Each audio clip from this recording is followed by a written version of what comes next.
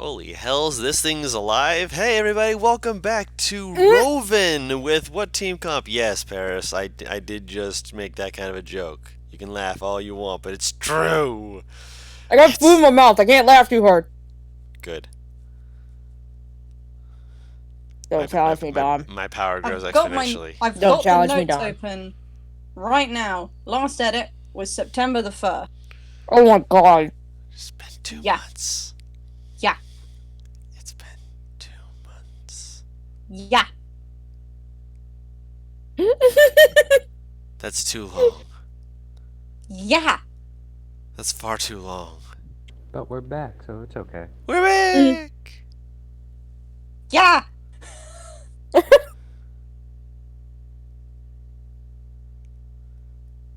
We're Lighting back, pipe is to the everybody! roof. We're back! We need to go on though, so we can do our stuff. Yep. Do you guys remember where we left off 2 months ago? We're on the fucking Yeah, 'cause I got airship the heading to notes the open. Underdark. Good! I'm hearing the organized in here. Oh wow, there's not a lot of notes. I was like, I'm the only organized. Wait, hold on a second. What? What do you mean you're the only organized one? I'm sorry, do you have a Google document full of notes? Yes. Oh. Are you using mine? No. Oh, good. So fuck both of you. Let's move on. I didn't I mean if you that insist. uh, you know. Limey, do I was need to gonna bring say up what it. you DM'd me? Do I need to bring up what you DM'd me? Is it hot? Let's begin the game. So we last left off. The group aboard the Thunderlord were heading on their way towards an opening into the Underdark, a specific one where they'd been having some issues a while back. But they've come to a point where the party has been asked to come forward to assist with getting rid of these issues. Give me just a moment. Sneeze. When the DM is fresh. I managed to save. I managed to save without the sneeze coming through and destroying my sounds and such. I managed to mute it. Yay! That being said, there's been a danger which in it's near the Underdark city of Notkin, where the information that you were given was that secrets are meant to be secret, but there are those who befoul areas hidden away underground where there's risen creatures. Supposedly, these creatures have caused danger to those passing by, but none have yet spoken their name. Remove them, and you'll be rewarded. We're gonna die. I'm ready. Hold on, let me grab it for you. My dog is literally watching me take the food from my plate, put it in my mouth, and then just watching me repeat this shit. Go away! You taunt the dog beautifully.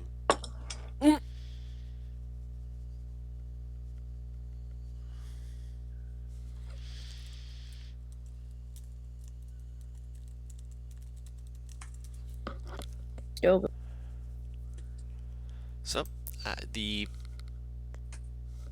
airship is able to go at the normal zippity-doo-dah space that is, or not space, speed that it's been able to go at for a while now. Skies are clear for the most part. I mean, you pass by an area that you can actually look out and see where there's a storm that's just thundering down in the distance, and it's both surreal, beautiful, and a little bit crazy. But it's nice, you know? Excuse me. Excuse you. It's pretty. Like to research Underdark creatures and conditions to look out for on the way over. Roll an investigation check. I was actually about to ask if I could. But I know. Sure. Whee!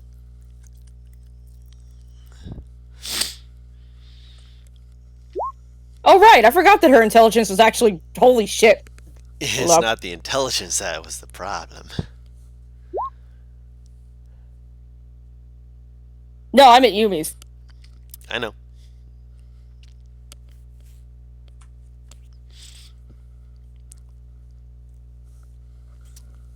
Okay. You guys go into the ship's library. Guys look through a lot of the books there, and you realize the crew hasn't appeared from the time that you're currently spending trying to collect books and such. It appears that they have not been overly concerned with creatures of the Underdark, as far as you can currently tell. Mostly due to the fact that there's not really any books that discuss much of anything on Ow. the ship. Yeah. No, I bit my lip. Oh, I'm sorry.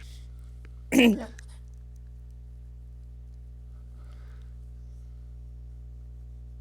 me fully open up my fucking notes and see if I have the captain's name written down, because she will eventually like look for him to see if he knows anything. I have his name ready. What do I have it saved now? Hold up. I gotta go to Google Docs, I'm sorry. Usually it pulls up the document's name, but for some reason it's not doing that for me. Wait, unless I named them. I did. Okay. Are these limeys? Do you want me to say the captain's name? Please. He's a Goliath Kororok. I knew he was a Goliath, I just couldn't fucking remember his name. Where is he? Let me find this bitch.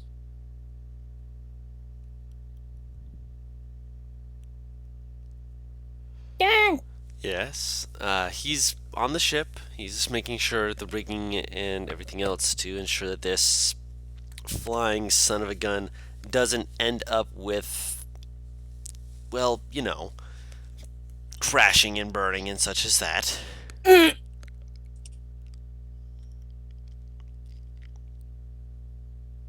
She'll kind of like. The best way to describe it is she essentially knocks on his back like you would a door. You see, like, turn around, looking for someone, you know, a little bit shorter than him, and then you see these guys just go, shoomp, drop down to you. Your library is really lacking in what we're about to go up against. In what regard? As in, nothing about the Underdark creatures is in there.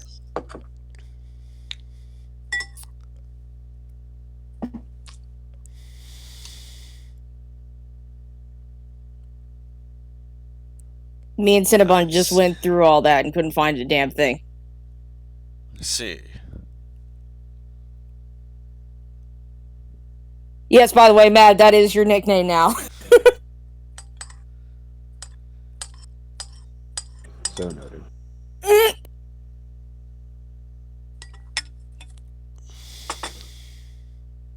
So I came here to ask if you knew anything about these creatures at all. Or if I'm just going in blind.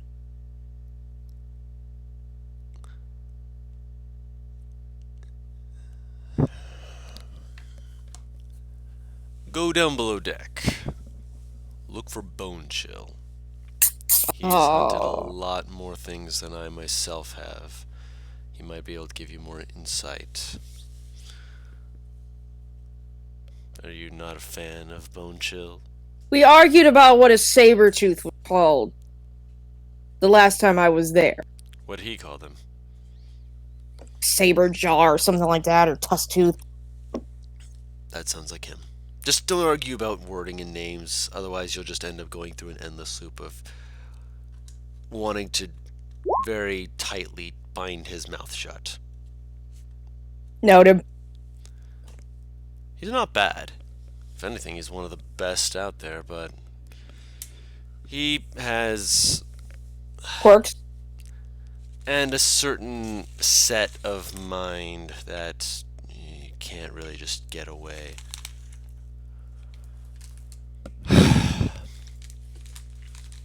Appreciate it. Also, noted. She'll smack his ass and leave. Like you smack his ass, you might hurt your hand just a little bit on that. He's got strong muscles. Nice. When the butt's so good that it hurts. Yes. Yes, you can spend some time training with your core staff as well, Eris. No worries. Down below deck, bone. I don't find Azaria. Oh, you're gonna find Azaria first? Right. Yeah, no worries. Yeah, Cinnabon!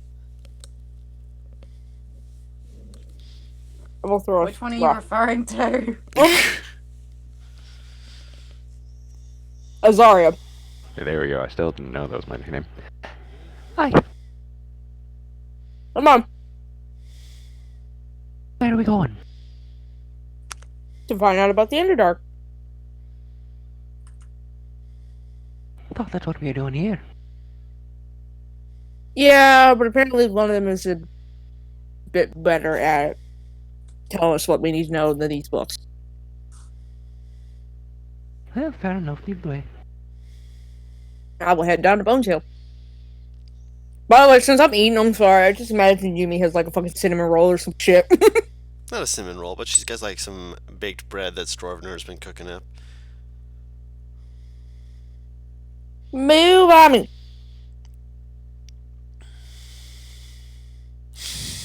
I'm still wanting to take your food. I'm done with my food. Now she's just lurking. Looking at me, wagging her tail. You do not get to eat what is in my mouth. No. No. Help! Oh no. Ah. Okay. I'm good to go. I have her head. I'll see if I can find Bone Chill. He's downstairs. You see him. He seems to be like, you're not sure what this item is, but it's. He's like. You're aware of what this is. I apologize. I'm trying to think of if he was using a different one. I'm just gonna say he's using a grindstone.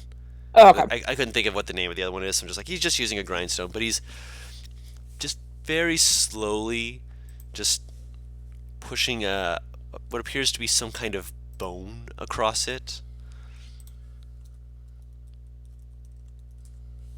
She'll tilt her head, but she'll kind of watch. So just slowly drags across. Can I tell what he's trying to make? It's an intelligence check. Excuse me. Since I remember you mentioning with bones, like tinkerers would help a bit. A bit, depending on what you're looking to make specifically. So, Oh my! a spearhead. Oh, dang. Eventually she'll walk up to him. Yeah. Bone Chill. Turns around. You hunted things in the Underdark. Well, according to the ship captain. I've hunted a lot of things in a lot of places. Underdark's one of them. What you need? Information on what we might possibly run into. There's plenty of things that you might run into. What do you Talking- suspect is causing the problem? Yeah, there's really only one, or actually, kind of scratched at his neck. Thinking back on it, I remember there being, actually, let me double check and see if he does remember that one. Yeah, he does. I remember there being a type of creature that came out of the Underdark a while back, shortly after I'd started really getting into some of the crazy shit. Granted, now, don't you just take this with a grain of salt.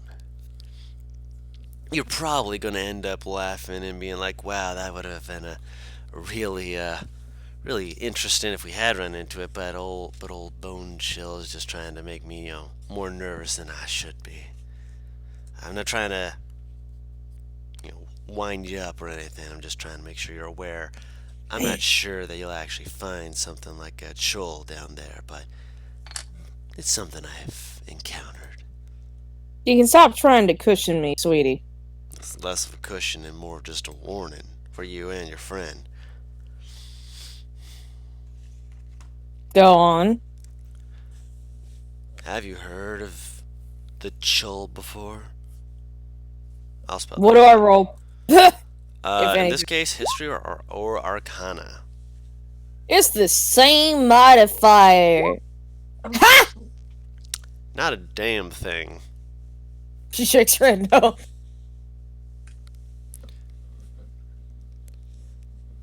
I went from good to just absolute suck in about, 2 seconds flat.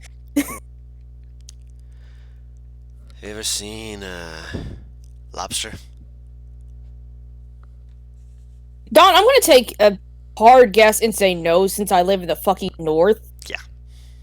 Shakes her head again. Meanwhile, the sea elf. The sea elf has heard of lobster, and more importantly, you've heard of chul. And they don't tend to stray too far so far as you've heard. However, these semi-aquatic, they can come on land, which just means that they're more terrifying in some ways. Creatures are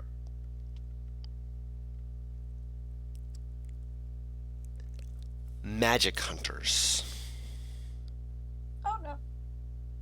You're not even sure if they truly eat themselves, but they tend to try and go after things that they can sense that are magical, as far as what you've been told.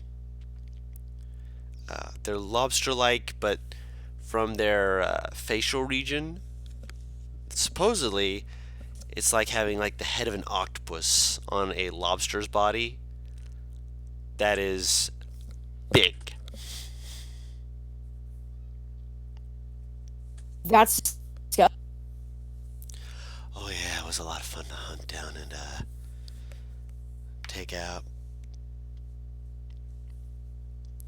Sadly, most of the time that you end up hunting something like that and getting the good use out of them, they're not exactly meant to be multiple uses once they've passed on and aren't producing it, if you catch my drift.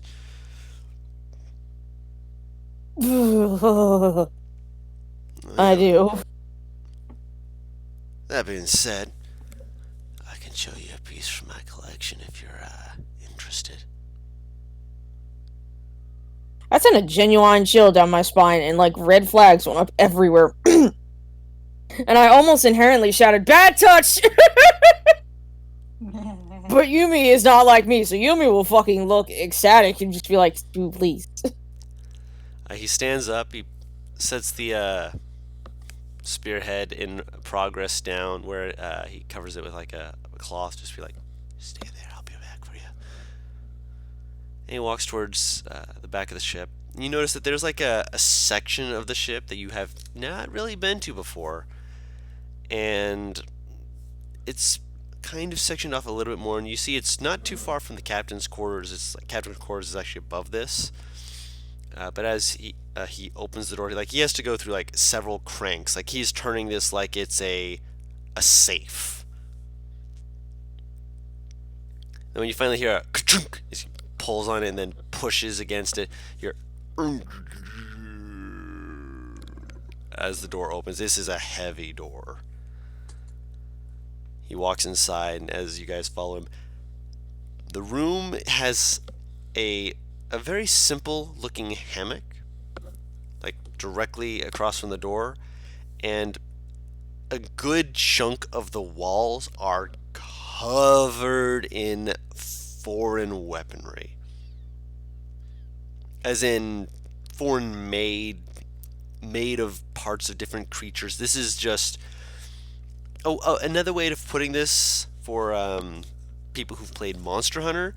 It's basically going into your item box, but instead of having it all in a box, they're all put on and hung on your walls. What the fuck? Told you I've been a hunter for a while. Keep what I kill and make something useful out of it. Well, useful for me. Serve them good use for a while. Now it's my turn. Sometimes I wonder if you get a boner from getting all this stuff. Don't ask questions you don't want the answer to. It would not be the weirdest direction that I have seen. Good on I was in a monastery for a lot of years, honey. Yeah, I glanced back at you. I'm not gonna ask how you saw boners while you were there. Not a traditional monastery. Fair enough. Let's see. When they promote things like drinking while fighting. Fair. He's like half listening to you as he kind of Speaking goes of through. which, he'll like pop it open and take a fucking swig. He starts going through his inventory, if you will. Just like, no, yes, that's nice. Maybe I should use that one later. No, yes, maybe, yes, no, yes. He stops in front of a it looks fairly simple, but like it's essentially been formed into a mall with a bunch of spikes that look like they're like meant to like dig in and grip.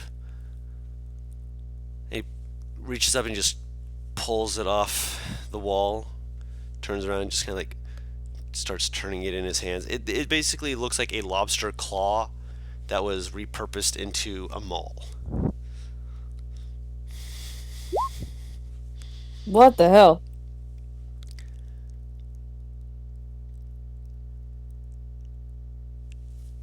This is a chol claw.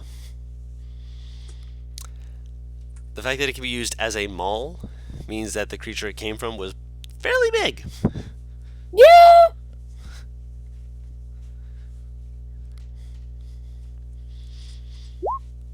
Can I see it?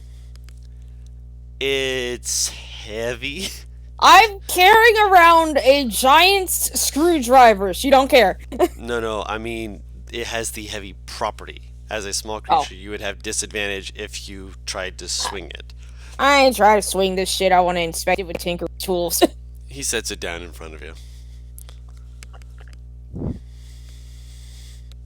Tinker's Tools Intelligence. Okay.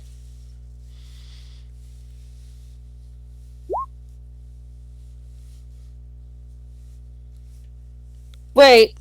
No, never mind. Never mind. Ignore me. I was waiting, And then Mad reset himself, and god damn it. Wait, what? Whenever he resets himself, I had to move everything to the right a little bit to actually make sure that it fit onto the screen without having the tools on the left show up and other stuff on the right show up. So it just drops him immediately over to the left, and I'm like, I need you over here! Get over here! I'm looking at the rock gnome thing. This doesn't count as... This doesn't count as a magic item, I'm going to assume. No. Okay. Because I was looking at Artificer's Lore, and I'm like, oh.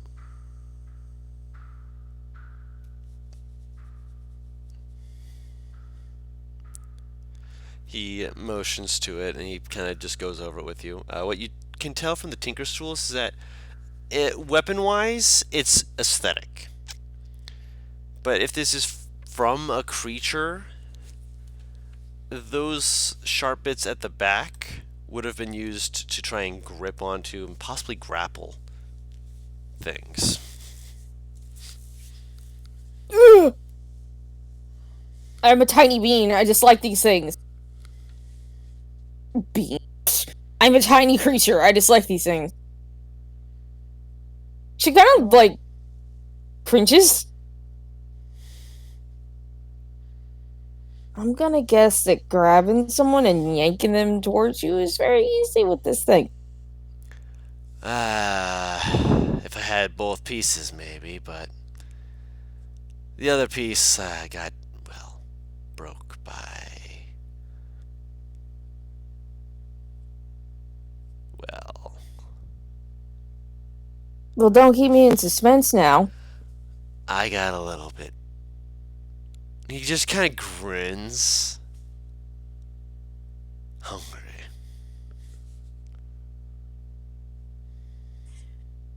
She doesn't look deterred at all. In fact, she looks like this is a normal conversation. So she just grins back at him. Oh, really? How'd it taste?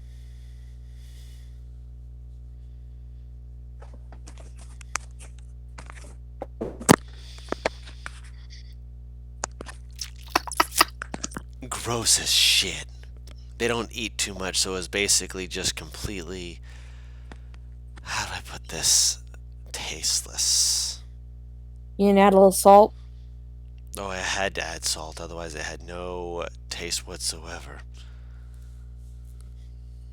Sure, Mama could have figured out a way to make it tasteful, but why'd you keep eating it then? You know what? No, we can continue this conversation later. Is there anything else that could potentially be in the Underlark? Wow, Underdark.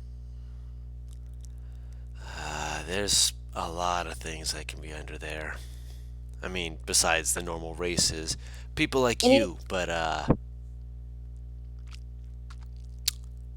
well, deep nose. Her eyes narrow at that. Okay, look. Once he clarified, explains, yeah. yeah. He was trying to remember what they're called, and he's just like, "Fuck it, deep gnomes." You can tell that he's trying to think of the name, just like, "Nah, I'm not. I ain't putting up with this." Don't they actually have like a? They do have an actual name. Straight up. Yeah, they do have a straight up name. He just think- said, "Fuck it." Dreefniblin? I think is how you said that. Something like that. So would I know that name since I am a gnome, or? I'd say that you've heard of them. That's the common tongue way of saying it, I suppose. Drow, which normally they're dicks. Yeah, they're dicks. Sorry. Weird. I love hearing Lemmy just mutter out of nowhere. Rude. Doris came up to say hello and she's going back again. Go away. She popped her head in to see where Yumi was like, oh, I'm back. Just fucking sinks back out. It's that's not what I'm really worrying about. That being said, they've gotten a little bit more open to negotiating since the whole dragons and bullshit. That being said, there's also, oh my gosh, some call them dark dwarves. They've got a, actually I'm gonna see if he remembers this one. Actually surprisingly enough he does. Durgar.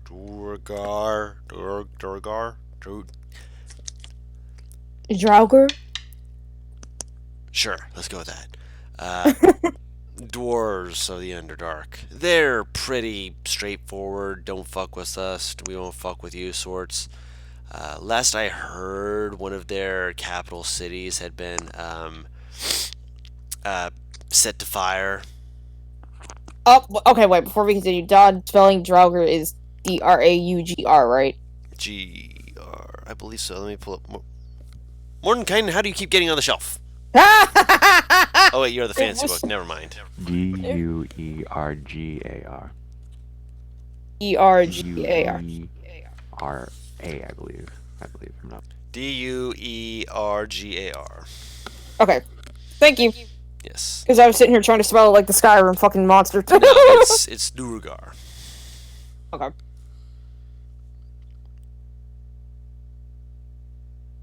How was their city lost? I'm sorry. I'm so sorry. Set on fire.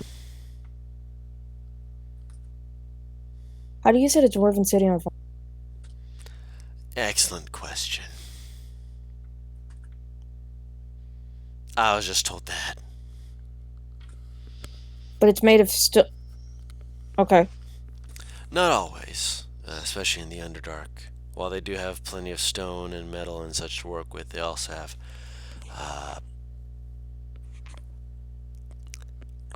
I'm not sure how else to say this, fungal wood, which is faster to work with than stone cutting and such like that. Granted, they've built up plenty of stuff, but when the city is burning, the city is burning. That still just doesn't sit right with me. But again, getting off topic. Again, there's.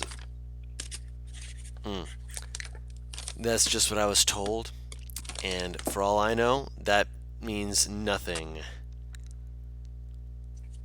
When told to me from someone else. Until I see it for myself, I'm going to just presume that thing melted. That sound fair? Yeah. Anything else that could potentially be hostile or and as well as being the culprit behind the quest that we're about to take. Not just dangerous. I mean, other than a call. I mean, if Chul. you got Chul, Chuul. I mean, there is one other thing that might be a bit of a trouble, something. But to be fair, you might actually see a Chul and it might actually be harmless if it is with them. But I tend to not fucks with them. That is Myconids. Shroom people. They're. Have I heard about them? I'd say because you're from the north. History or nature check disadvantage. Yeah, because I was about to say, I'm like, the north would still have. I'm not saying that it wouldn't. Yeah, it'll have caves. Same. You're from the ocean. Still not bad. Wow, that's a natural 20 on the other end. Okay, so we went from the game where there was like 1,000 fucking nat 1s to 2 nat 20s in the last what? 30 minutes? Already, yeah. You said nature or history? Or history, yes. With disadvantage. It's the same modifier for me, so I was either way. Sure, not for me. Oh, God! Nature and history is int, so... Oh, wait, no, but you would have proficiency in one. Could have proficiency in one, yeah. Well, I know she has proficiency in, I think, history. Nope. Nature. Oh, no, I was thinking investigation. Ignore me! It's been 2 months, Paris. It's okay to have forgotten. I just barely remembered. Well, I mean, it's good that you have it in fucking nature, because I rolled decent on history, so we get information for both.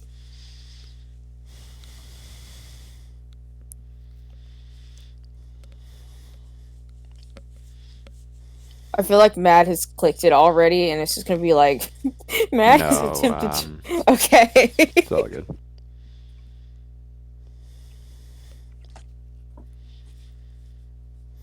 I just had to make sure I set the disadvantage. I almost hit advantage, so I'm like, wait a minute, no, stop.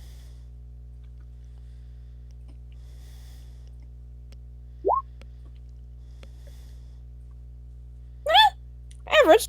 Not bad. Not terrible. It ain't a nat 1. Yep. With a 10? Nah, not really. Doesn't sound like something you would have really expected as much.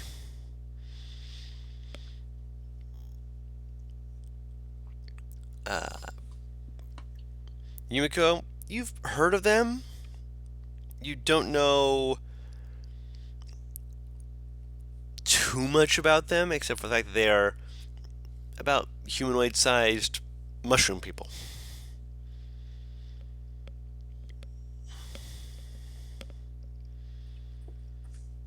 That in and of itself be a magical creature. Holy shit. Why would it be? docile around a giant mushroom? They've got spores. Ah, okay. But if it's with a myconid, then it can't possibly be the thing that's causing the issue, so it's Yes. most likely just loose ones. Awesome, so we get to be touched by giant claws and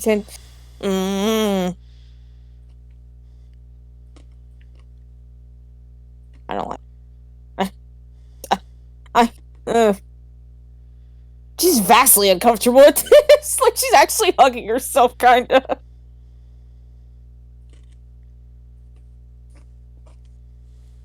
Like a giant praying mantis.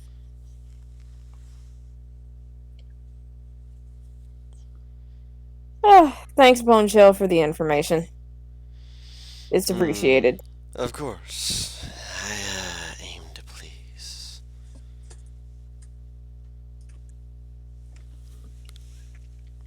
Goes back to the grindstone. After he makes sure you guys are out before he closes it. He just grabs the wheel and just.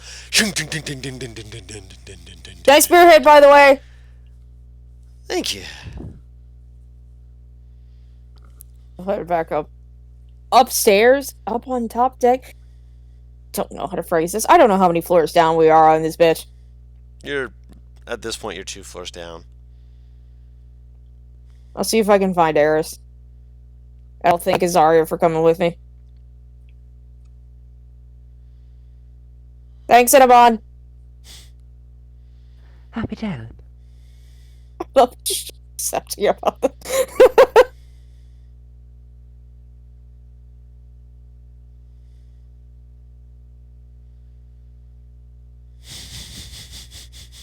I'll see if I can. Limey, I'm so sorry.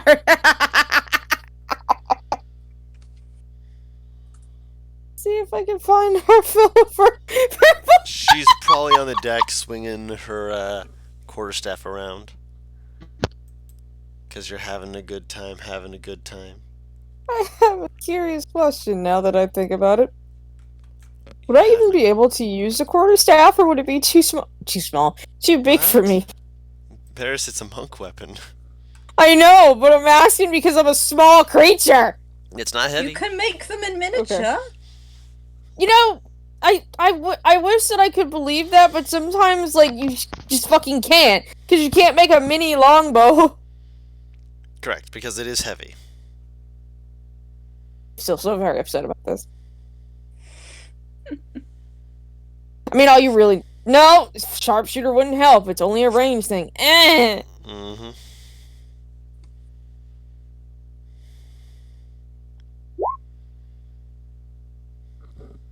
I know, but disadvantage is a hell of a fucking thing to have sometimes. And not having proficiency makes it a lot harder to hit as well.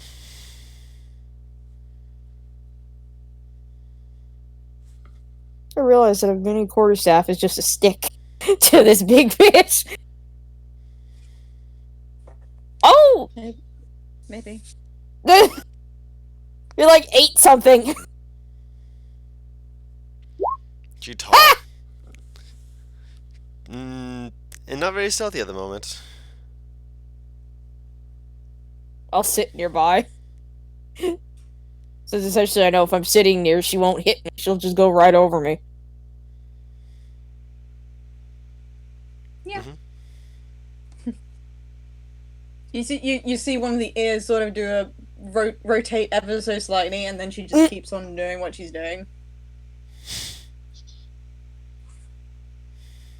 I will sit, wait, and observe. Alright. I will also appreciate the large form in front of me. Mm-hmm. Mm-hmm. She's working out. She's getting up a good sweat. And probably been about a few minutes before she just brings the quarterstaff, stops it, and sort of swings it so where it would technically hit above your head. And then just goes, hello. Need to get out some aggression, or are you training? I'd say a little bit of both. Also, you're very aesthetically pleasing when you exercise. I will take that as a compliment, because I suppose it is. She'll stand up. You want to talk about it?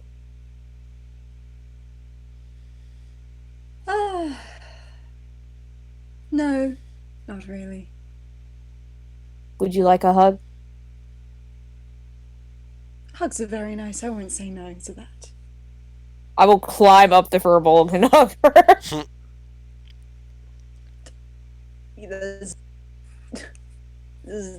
He's gotten used to it, he'll just take the hug after you can.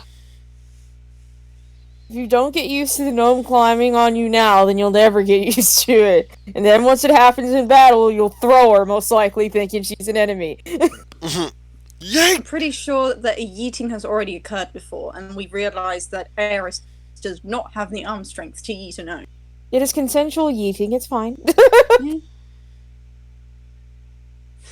If you want, you can spar with me sometime if you really need to get out aggression. You can certainly take a hit. I'll take you up on that offer. Now? Now, we have learned about what we might be fighting in the Underdark. She's situated herself on her shoulders at this point, by the way. Yep. It's gross, and I don't like it. That sounds like fun. Eris is going back to her training, by the way. She's just assuming that you will hold on. Oh, yes, absolutely. Yes, good. I imagine she does, like, a really fucking aggressive swing, and just all of a sudden, Yumi, lessen the grip! Because her fucking legs would just wrap around her neck like, oh, shit!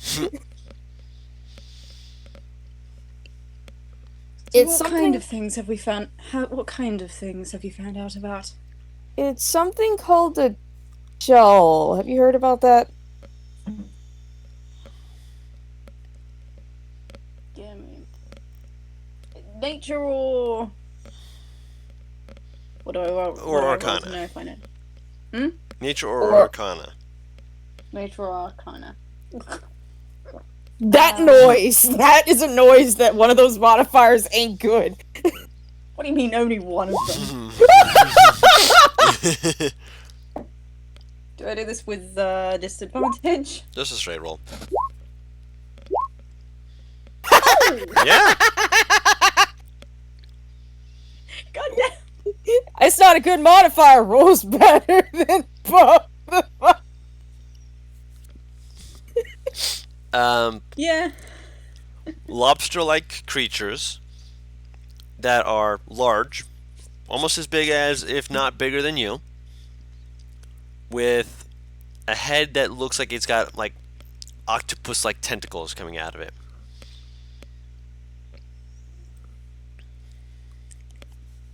Those are not good.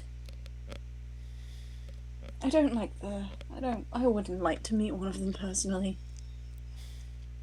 Oh boy, do I got news for you. Are they going to be down below? Most likely. We've got terrible things in the snow, we've got terrible things under the ground. Can't we just go back to the forest where it was nice and safe and yummy? Sorry.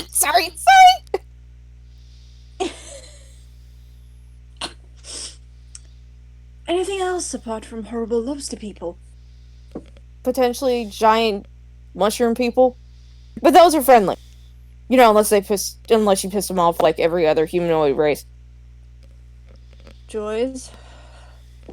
Also, to be fair, there's terrible things in the forest too sometimes. You just knew how to avoid it. Yes. Yes, I did. Think about it. Terrible things, some priceless and amazing things as well. What you could do with a lobster claw the size of my body! I mean...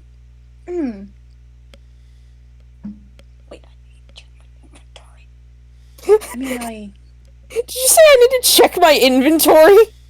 Yeah, I do! It's been 2 months! I've forgotten stuff that I found. I was confused because, like, I mentioned lobster claw the size of me, and I need to check my inventory. For what?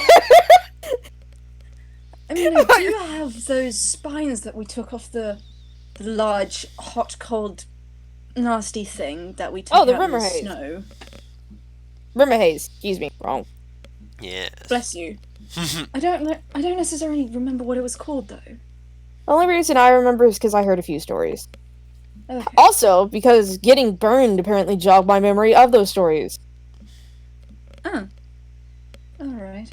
But yes, I've got some of those spines of it, and they're a bit warm. I managed to get them all cured up at the village. Still not sure what I'll put them in for. Could make something interesting out of it. So if I get my hands on one of those claws, who knows? I might To be tinker. fair, if I can find the claws and take the spikes off it, there's a chance that I could make myself some melee enhancements, and you hear cracker knuckles. Oh, I'm sure you would enjoy that, wouldn't you? Oh, so much. The idea of I'll brass make sure to knuckles. grab some next time I see it. The idea of brass knuckles is impossible, so I need to work with what I got. And you are a sweetie for doing that for me. And she, like, squeezes Eris's cheeks. All of her body is like stiffens up. It's like, oh, okay.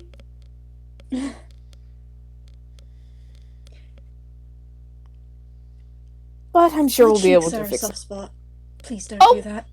Sorry, she'll kind of massage where she squeezed. That does not help. I don't understand. Does it hurt just to do that? It's...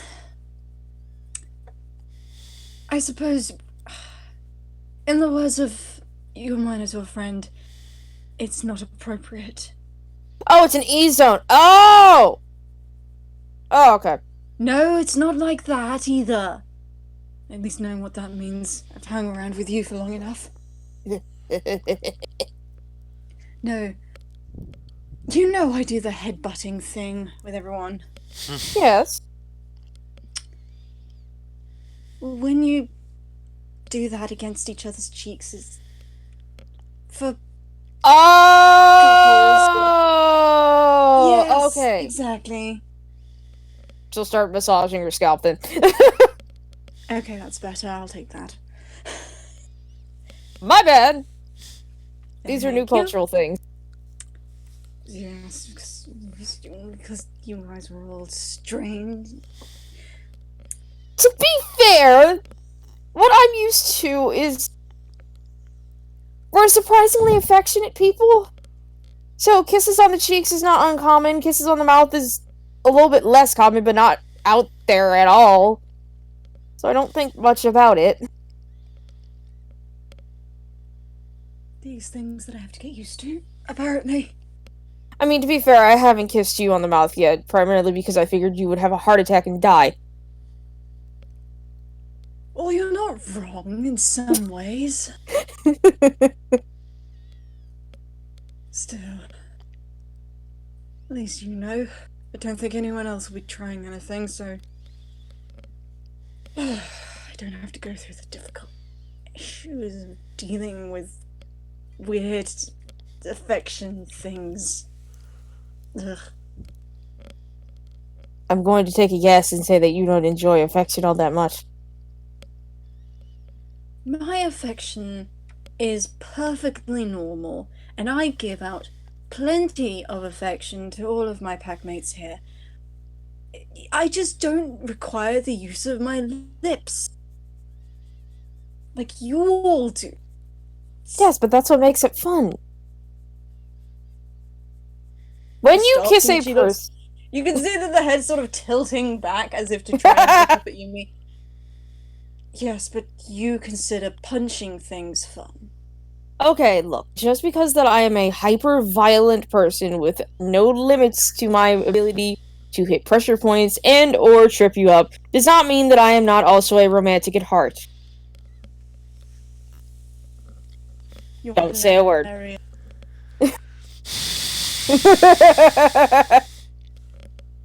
The point I'm saying is being able to kiss with your lips is still a very fun experience. even if it is not violent, because it gives a sense of closeness to the person that you are kissing. Well, that's what the cheek rubbing's for. Exactly! We just use our lips. It's just a culture thing. Yes, us- so my cultural thing says that cheek nuzzling is reserved for your loved one. Okay, I'm just trying to prove a point that it's not weird to use lips. Your point is not proven. Let's continue. Man, I wanted to go do some parkour just to pass the time, but maybe I should follow her.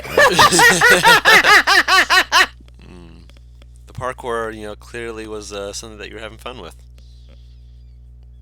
Okay, Miss Grumpy, I see that I'm not going to change your mind in a day. So what I will need to do is introduce you to kissing via someone that you are affectionate over.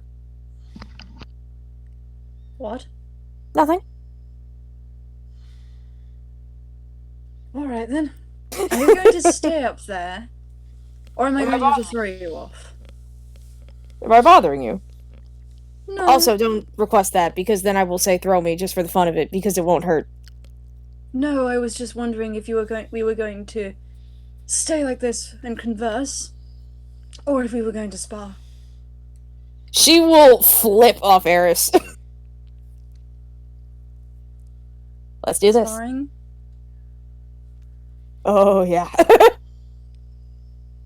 I guess guess we're doing that then. I was about to say, I guess the rest of the time they'll be sparring. Yeah. We're gonna fight. Hit me! Stop trying to hit me and hit me! Pick up! Excuse. That was cute as shit.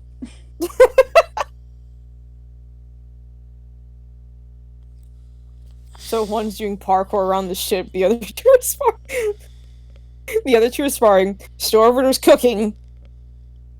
Drin's probably still in the fucking library, and I don't know where fucking Tharius is.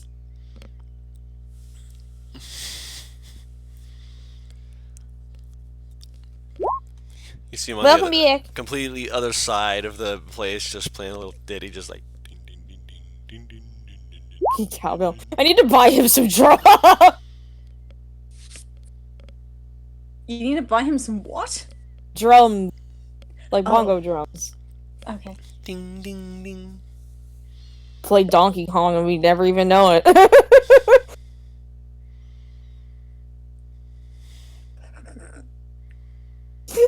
Why he's little subdued laugh? We gotta get that V pill. It's fine. It's fine. It's a little blue pill. It means nothing. Oh no.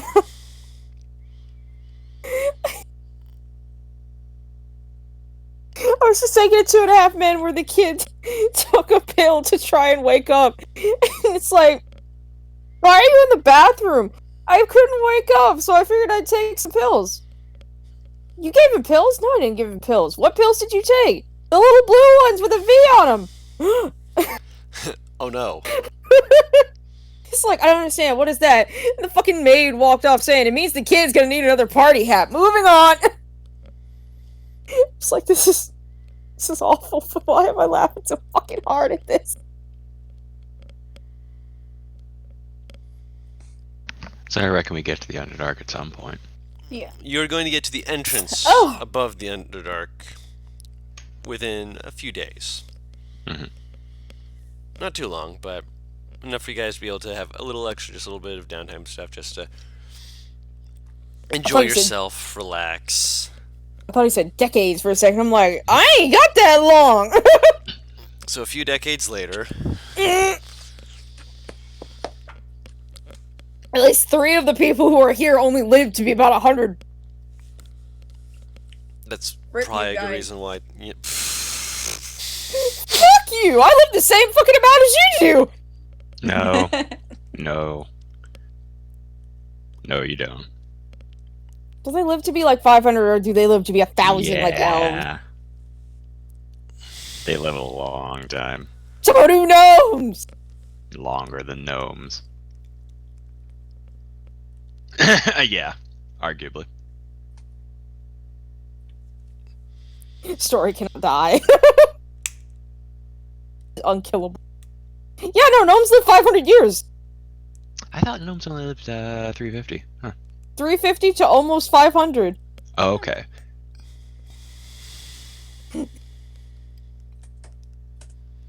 In any case. We're unkillable. Anyway. I'll just spend time with Eris or Azario or Story or whoever the fuck happens to be nearby, because at this point I'm trying to get to know everyone so I don't panic and start drinking out of anxiety. A lot of people. I think the only one she might actually avoid is Figment, because she's worried he might be taking notes on her.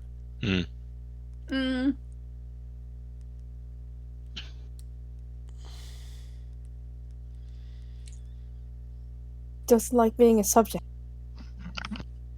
She likes others to be the subjects.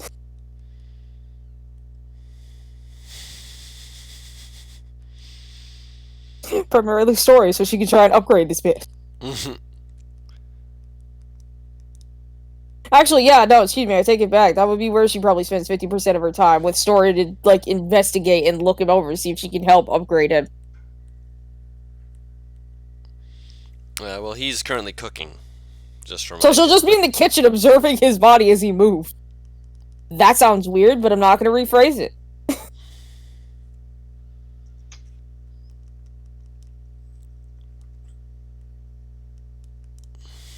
So, no. CNPR typing.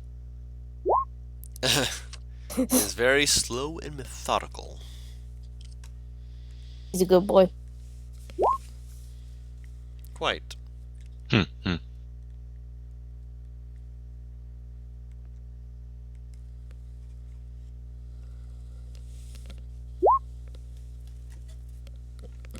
I mean, you're literally a rock. I So mean, that... he's made to look, and part of that might actually be rocks, you know. He's rocks. He told us he was legit made from a rock by mages, so... Yeah. He is technically a I was humanoid remembering. magic rock. So the patience makes absolute sense, because nothing is more patient than a stone.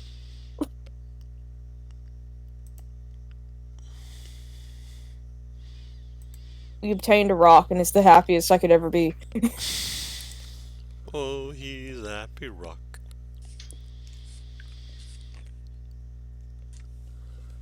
I don't know if I would be able to roll anything for it, but she might honestly be...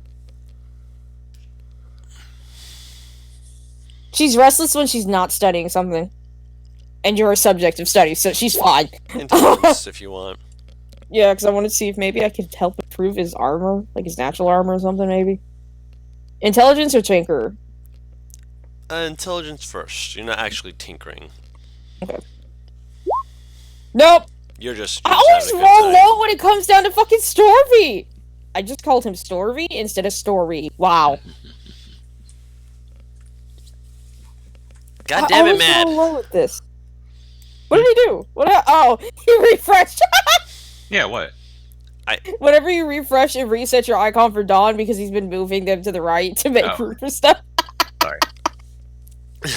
I'm not saying stop it, because if you need to move it, you need to move it. It's just that every now and then I'll just look or I'll just hear your name just go shunk, and I'm like, oh. I had to reset my You're fine, man. Flash player. You're fine. Man, stop playing porn in the background. So, finally, you guys are over your drop zone, and your guys are told, go on and jump down when you're ready.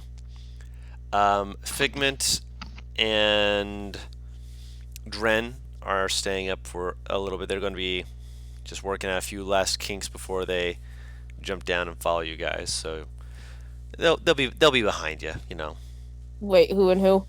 I heard Dren Dren and and... Figment. Okay. So Oz and Butter's characters. They're on the boat until they come down. Hmm. Just, expedite the Well, process and such. we all know how I'm going to do this. Acrobatics on. Sure.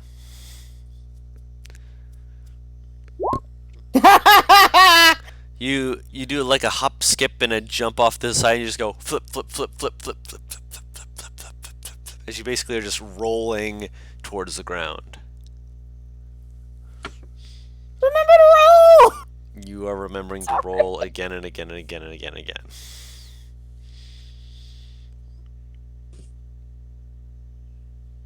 I just thought of something horrible. Such as? Tell me how many times I flipped on. How many times do you want to flip? Look.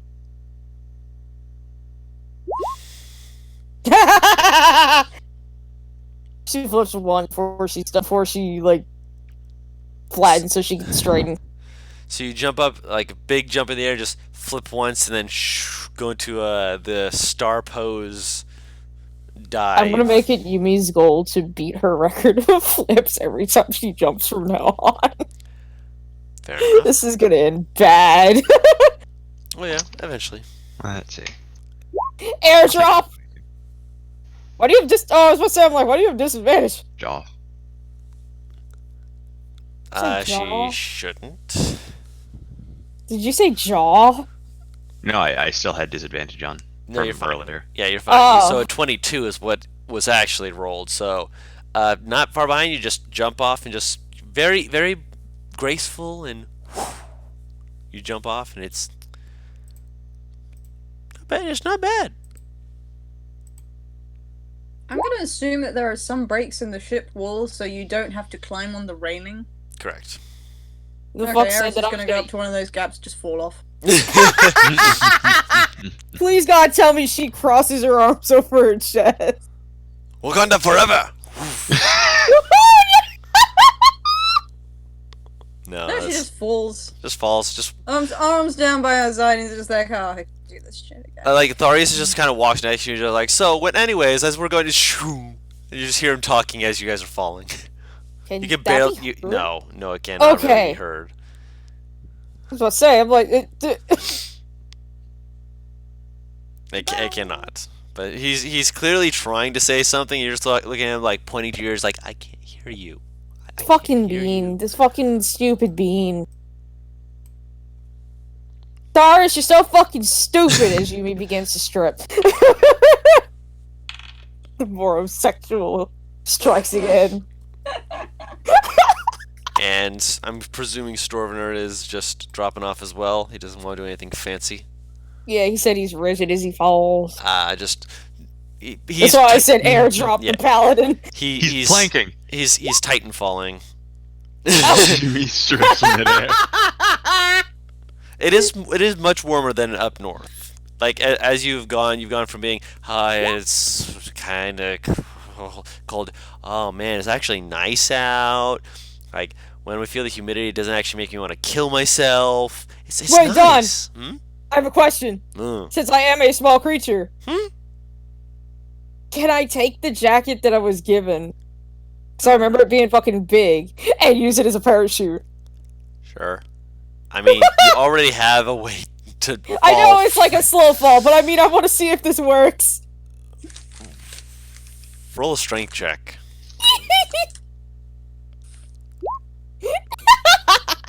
You're falling, and all of a sudden you pull your jacket so it's parachuting. All of a sudden, like as you're moving your arms to it, you just feel shoop. You're like, There it goes. Actually, let me roll something real quick. Right into Eris's face.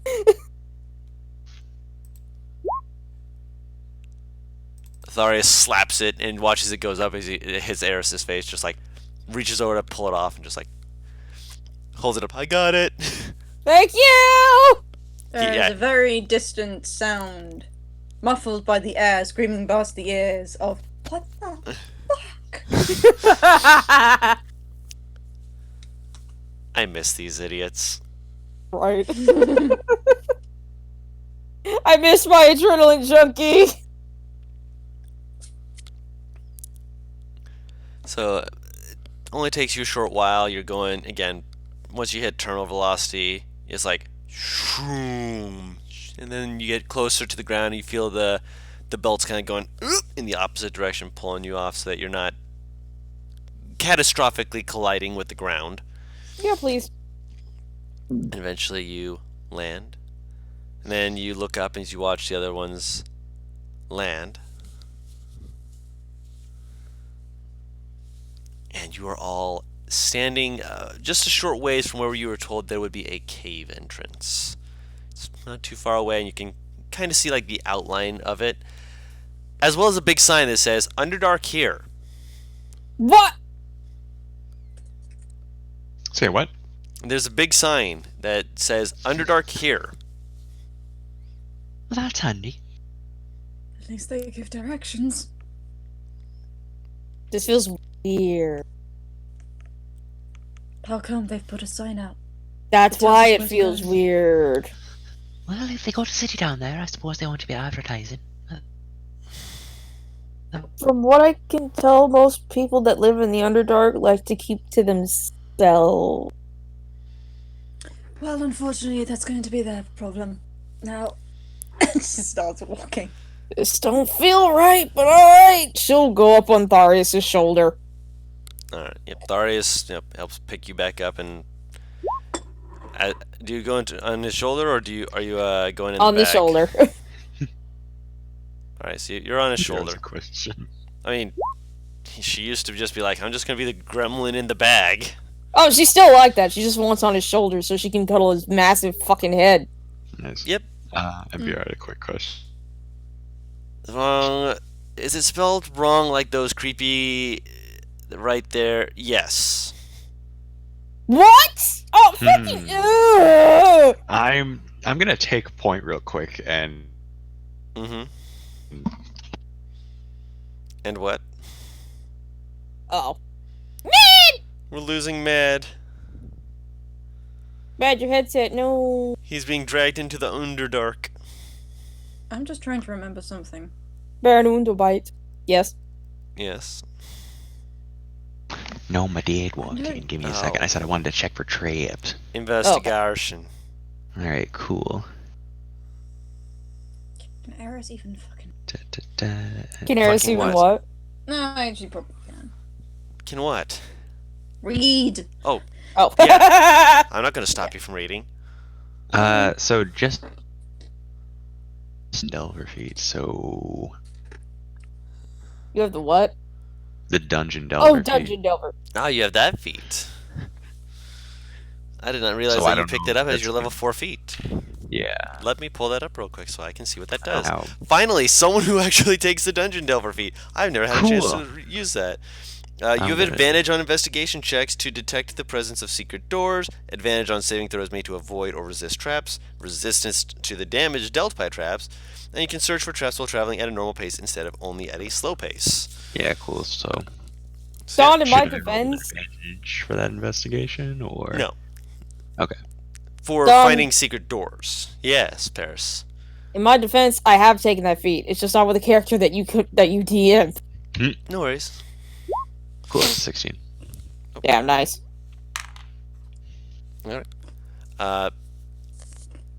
With that, you're able to notice that there are silver wires in a few different areas. Nothing major, so far as you can tell, but they are there, and some that you're like, yeah, well, let's just try and avoid tripping those, just in case. Yeah, I'll point him out and make sure that everybody skirts around him.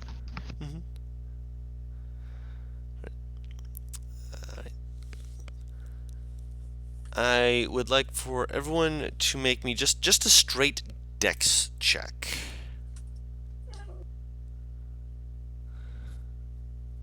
Trying to. Sorry.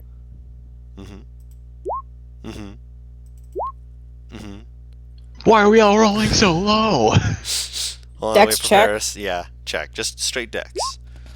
What the fuck? So, Azaria, Wow. you're at the front, you're checking for traps, and you see these silver wires, and you're like, okay, everyone, there's silver wires up here. just try not to step on them, try not to break them, and you just definitely step over and you just keep moving. And as you're going behind, you just all of a sudden hear ping, ping, ping, ping, ping, and you turn around. All of the silver wires have been snapped, and everyone's looking down at their feet, just like, sorry. I mean, to be fair, I'm on someone's shoulders. I have no blame. It's just the tired mom face. Like, I asked you to do one thing. One simple thing, and you didn't even do that. I didn't do shit in this scenario. As these are broken, you hear ding, ding, ding, ding, ding, ding, ding, ding. That is an alarm. Ding, ding, ding, ding, ding. That's another alarm. Ding, ding, ding, ding, Oh, That's a for the third love alarm. of- ding, ding, ding, ding. That's a lot of alarms. Goodbye, and she will disappear into fucking Tharius' backpack. Tharius just like holds up his hands, and as you do that, and you turn around, just right, like maybe 10 feet in front of you, there's this faint shoop as a dwarven figure holds out a halberd at you guys, just like, who are you? He does not look like your typical dwarf. A grayer skin, bald patch on the top of his head, white hair, kind of these slightly overly glossed eyes of someone who's been in the dark for a long time. There is a. Do I hear him talk, by the way? Because I can't imagine the backpack's too fucking thick. I mean, you just got in there, so you haven't gotten situated to where you can be like muffled or anything. We were sent by the Hunters Guild. Understand someone around here's kind of a monster problem. Perhaps with giant lobsters with an octopus face? Not quite sure what they are, but we've been sent to take care of it anyway. You got your badges? I'll flash the badge. Hold the Yeah. badge out of the backpack. Everyone shows their badges. He kind of looks you all over. Well, thankfully you were kind enough to trigger the alarms to let us know you were here. Kind of spits off to the side with like a come on. In Gnomish is just quietly going, oh, why did you do that? In Gnomish, you hear Tharius just say back, probably doesn't know any better. Ugh. I'll start following him. Yeah. Quit your yapping back there. It's not gonna save you any good. Doesn't seem to understand Gnomish. Good. And you guys begin your descent. Excuse me. I'm sorry. You're excused. Everyone has dark vision, right? No. Wait, I thought Furbolgs did. No, Nope. no, they No. don't. Oh, rip. I'm so sorry. Furbolgs do not have the darkest of visions, and neither do Gearforged. Oh, rip. Did you guys remember to make sure that your bags had packed torches? At I have least? torches. I always Fine, have I bag have torches. dancing lights. So you cast dancing lights, and the dwarf seems to idly appreciate it for a second. Like, kind of just, he doesn't like look like intrigued or pleased. He just kind of looks at it, just kind of like, at least you got some tricks up your sleeve. Good to know. Oh, I have many bright tricks up my sleeve. And she just gives him this rather very polite smile. If they keep you alive down here, I suppose that's all that I can ask, eh? Hmm. Better to have live adventurers taking care of our problems than dead ones adding to them. Then again, if you're live adventurers who add to our problems, we can fix that easily. Fur, if you didn't, please. We're just here to help. Don't worry. Alright.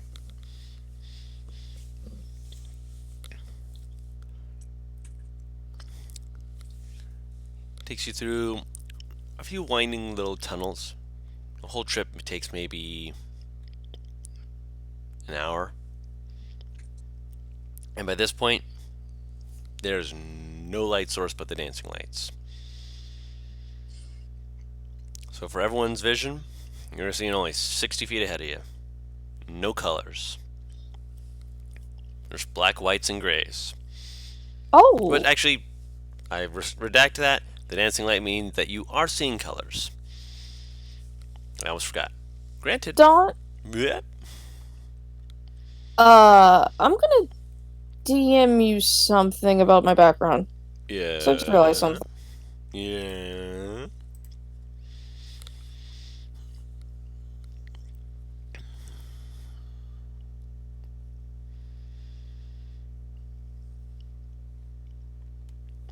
What's your question about it?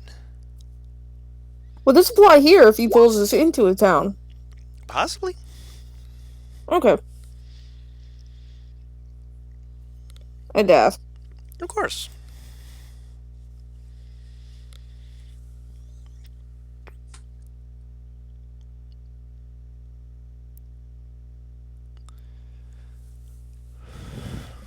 Let's roll something real quick. Okay. Headlamps on story. No. What we need to do is we need to uninstall Frankie lights.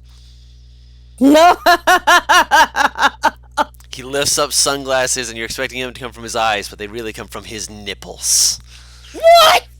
Have you not seen Frankie actually, lights? No, I that have. would honestly sound like something Yumi would actually help install in him. Never mind. Perfect. Why? She offered to make him a dick. Like, for fuck's sake. Apparently, yes. Yes, for fuck's sake. Excuse me, rather, we made the joke that she would offer it if he mentions use of it. So nipple headlights are not... Actually, you know what? That would be even more fucking befitting, because she would legit make the joke of, he's got headlights.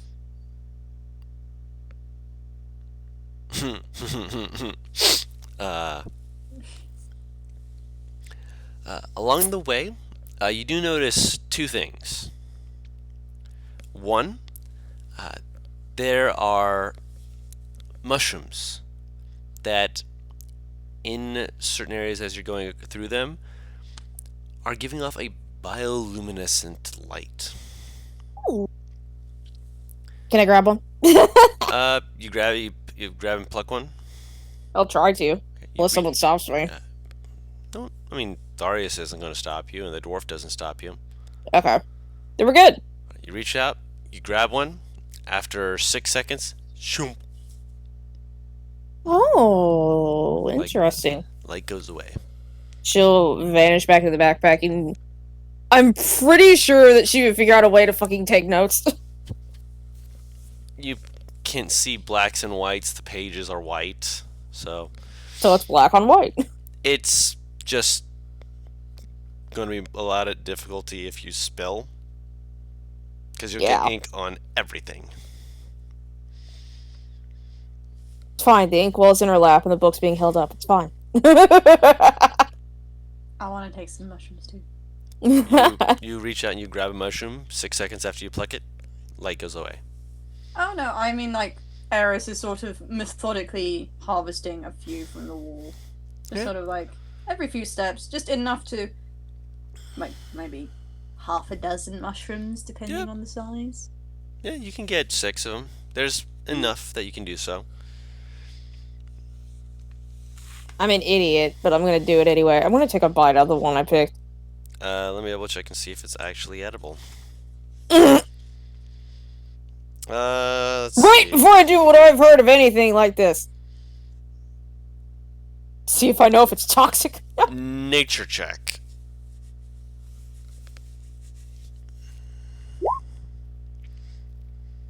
You're not sure. Alright, bite it is. It's not edible. That's what you can tell after trying to chew on it. Is it like a gross not edible, or just like legitimately I can't chew it? It's like almost a plasticky sort of taste. There's like a little boop as she fucking corks the ink. And she'll lean out the backpack and just like spit it out. Not edible. Okay, noted.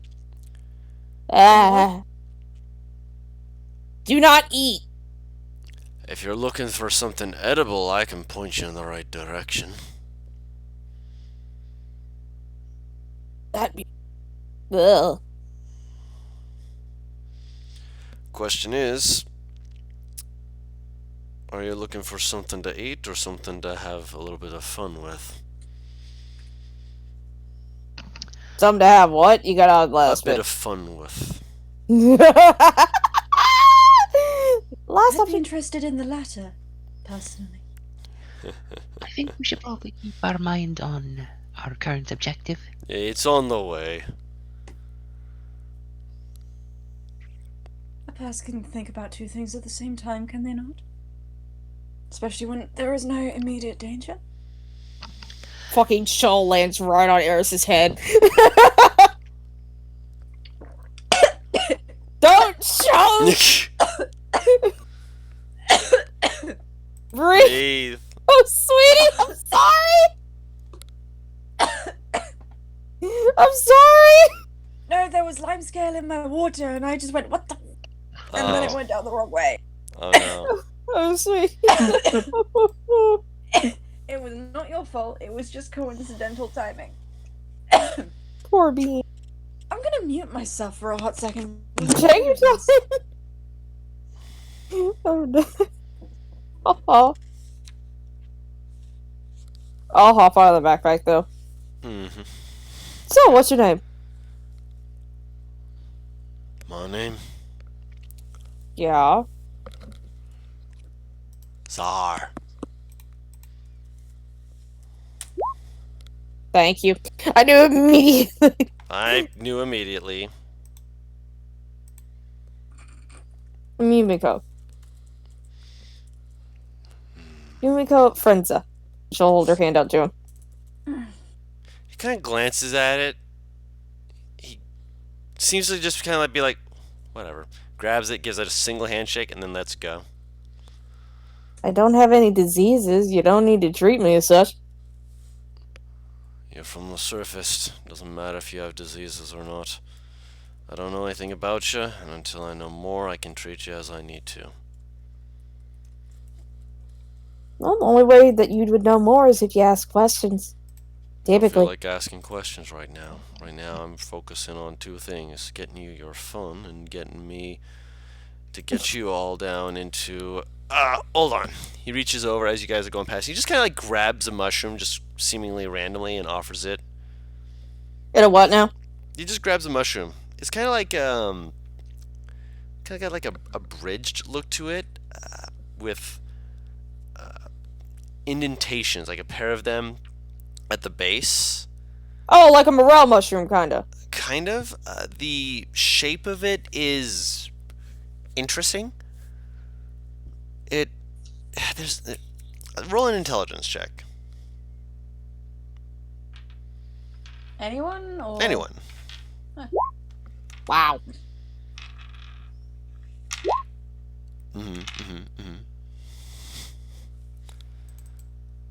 Alright. Cool. Why are all of my bad ones rolling high? Because that's usually the way it is. It's why you take a dump stat, quote unquote. Because the dump stat, quote unquote, is actually your best stat, because your dice will be like, you know what, I'm pitying you and give you really good rolls, but also make it so that when you roll a bad roll, it's like laughable, like, well, I guess that happened, and you don't feel Fucking bad about it because you zero already knew it perception was checks. you already knew it was a negative stat. So I mean, I guess it happens. Alright. It's shaped like a nose. I'll take a bite. All right, roll a d4.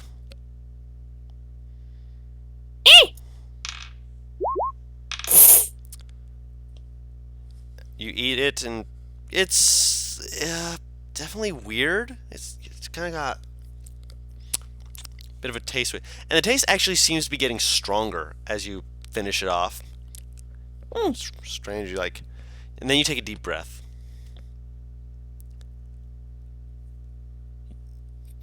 Every scent seems to be sharpening rapidly. What the hell was in that? Yeah, Nilhog's nose. It's taps the side of his nose for when you want to sniff something out.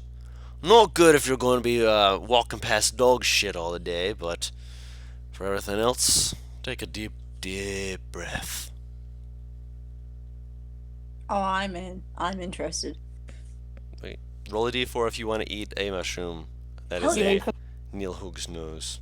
Yumi puts her nose to Tharius' stomach. Also, can we get a spelling for that mushroom? Yes, I will. I will type that for you. No worries. Thank you. Oh, damn it. You and I both rolled the same. You guys both have it for the next hour. Oh, hey, I spelled it right. 2 G's. I am also going to be trying to collect any that I spot. Tharius has it for the next 4 hours. This is steadily, like, reminding me of the fucking Minotaur in our other campaign who can sniff out magic. I'm gonna Because- pluck one, but I'm not gonna eat it. Yeah, you can hold on to that for now. Because he rolls so fucking well on Arcana checks that he's not proficient in. Yeah. Nice. One of the other things that you do notice as well is that there's another glow. Just kind of off on the side. This one doesn't appear to be a mushroom. It appears to be some kind of moss. Some kind of what? I'm sorry, you got out. Moss. What's that? If you don't mind me asking. Kind of glance over it, just very idly, just like, it's moss. Yeah, I've never okay, seen moss so before. from what I'm seeing, it unless I'm misunderstanding, that ship bioluminescent right now. It's Ormu. I'll spell it for you real quick. You Please. can make a nature check if you wish. Also, I'm from the north, so moss is not common. I just love hearing Nice.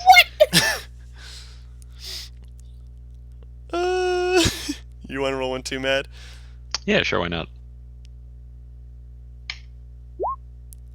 Yeah, all of you are aware of what this is. It's a bioluminescent moss, and you can tell that this is a warmer, kind of surprisingly feels a little bit damp to the air. It is giving off only about 5 feet of light. Paris, with your natural 20, you know that if you harvest it, you can dry it and make it into a phosphorescent powder or pigment. In other words, you can have glowing ink. Can I harvest some?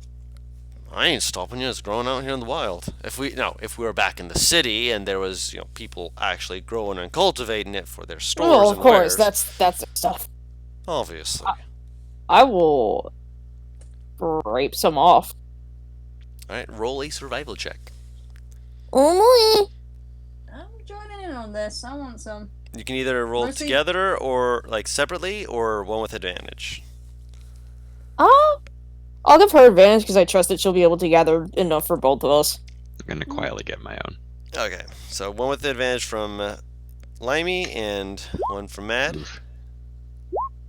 Okay. Nice. Nice. We both did the same survival. Azaria, you've got enough for, you'd say, one use once it's dried and worked. Because drying is going to make it shrink down a little because it's going to lose its water solubility. Then you're going to have to chop it up, and if you lose any there, but you've got at least for at least one use. You're not sure what the powder part of it could do. But if you use it in a pigment, you could actually be able to get enough to change one jar of ink into a bioluminescent, or not a bioluminescent, a phosphorescent illuminated ink. That's cool. Eris, you were able to get 2 uses. That's good. That's one for me. That's one for you, me. When you say 2, you mean like an inkwell's worth, or do you Inkwell's mean like... worth. Okay. 2 uses for changing a standard inkwell to a phosphorescent inkwell. You'll have glow in the dark pages basically. So So, for you is it- writing in your little backpack, you'd be able to actually see what you're writing. also another question. Yes. Would this be a case of it just looks normal when you pull out your journal, or is this a case of glow-in-the-dark invisible ink? You open your book and it is glow in the dark ink. As in, you will be able to see it when you open up the book. Okay. I was curious because I'm like, if it's a case of like ultraviolet kind of thing where you can only see it with a certain with light on it, then fuck, that could be used for some good shit. That could be, but it's more along the lines of useful of writing in the dark, which people in the Underdark, well, they're Kinda in the useful. dark all the time. That's why he did mention that there are farms that will literally grow this shit. Because, well, again, having ink that is able to be seen in the dark is not exactly something that you want to miss out on, you know? Yeah. Wonderful. Right. I'm guessing Story's just kind of walking by, just looking at all this, just like, I don't get it. He's still having a good time.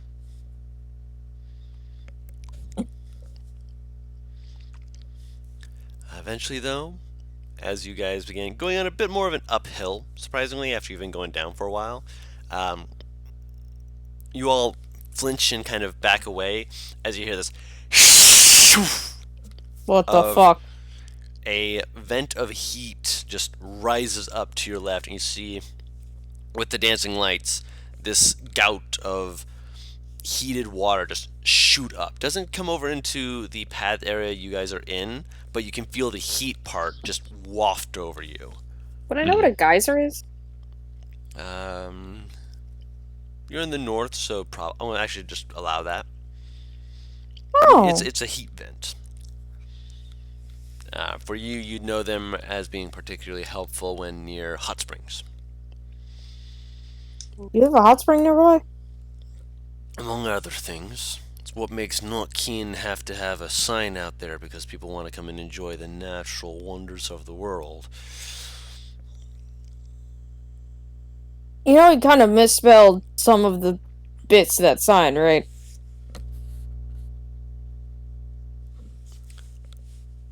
Kind of like looks at you with like just a very flat, emotionless kind of look for a second. I didn't write it.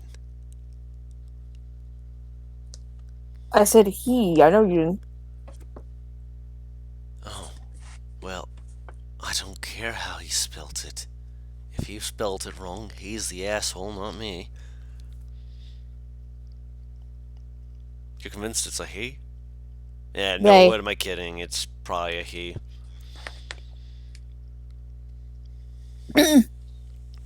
Not necessarily, but If it was among the elves, the drow folk and such, definitely would have been a he. If it was a Duragar, who the fuck cares? If it was one of them folks like yourself, Sneevelrin, they probably did it as a joke. most likely. Either that or it never would have happened, because some of us can be a little bit, anal. You take it up the butt?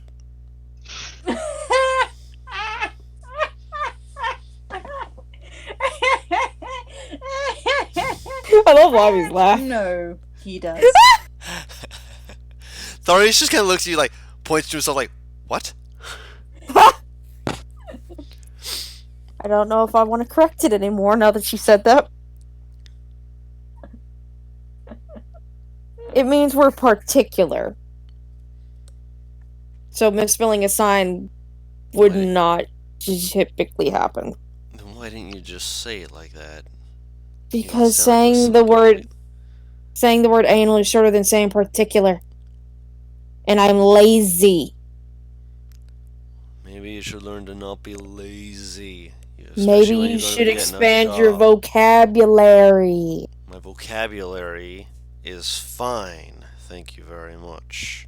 I think also because sometimes she likes jokes. For once, I'm not the one who made the dirty joke, Missy. Don't think I missed that.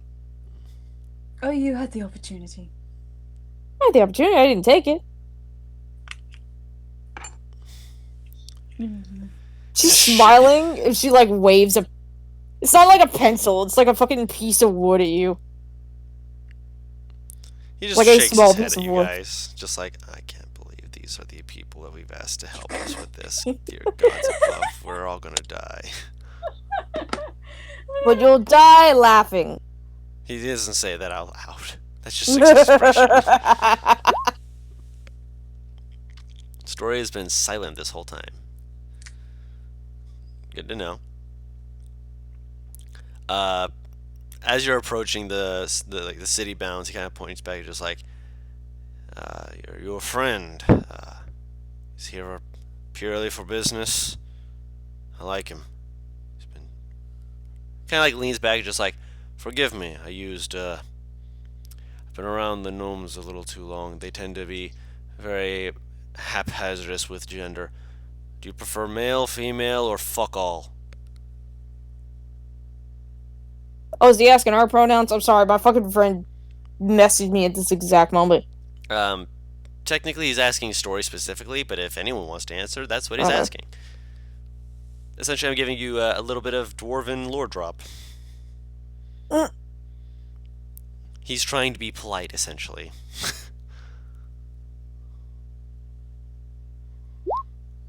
He turns around and is like, I'm sorry, I've been, using, the gender pronouns of, how you're dressed and such.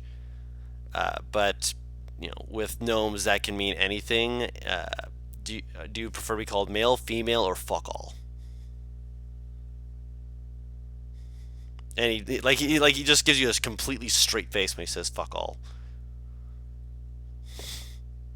Like, oh wait, so that was aimed at me. Anyone. Okay, so then that's why I was confused, because you said no. Yeah, I said gnome. I said he's been spending time with gnomes.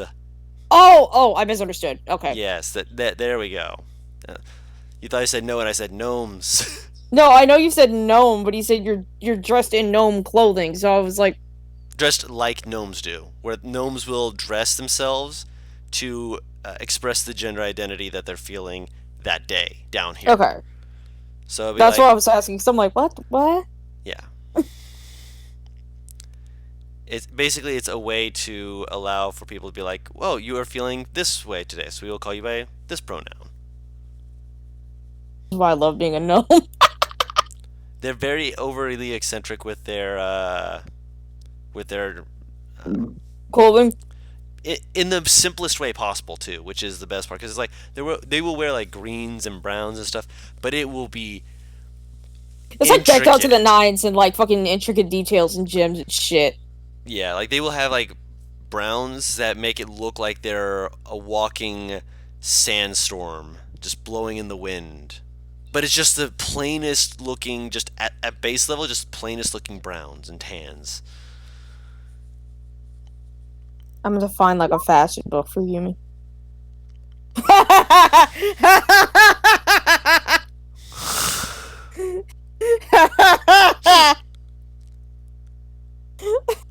I'm sorry. I'm gonna roll a D100 real quick. I expected this. I just like the idea that Shori looks down and it's just kind of like, I'm naked.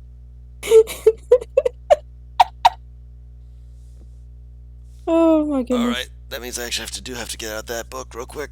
Nope, not this book, the other book. Other book. Because he is going to call you something I don't believe you've ever heard before.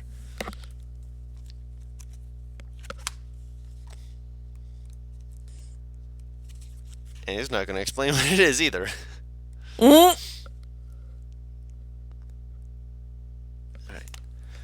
Whatever you say, Dreamwalker. Come on, let's go. I'm gonna guess that sounds like not at all familiar. I mean, it sounds like he's calling him a Dreamwalker. That no, sounds I mean, very like self-explanatory, but what its intended meaning is... That's really what I mean. Yeah, no. Mm-hmm. I'm going to say that none of you really would have heard of this. Okay. Except, actually, I redact that. Limey, you can roll a history check. Nani? Did she just say Nani? She did just say Nani. She wasn't Nanny the expecting fuck. to be able to roll anything. I beg your pardon. You stop that right now. No. Not nanny. Nani. Nanny. With 4, like, when he says it, your mind kind of goes, nah, I haven't heard that before. But for a second, you thought, maybe I have. It's kind of like that. It's kind of the thing. I'm like, this sounds familiar.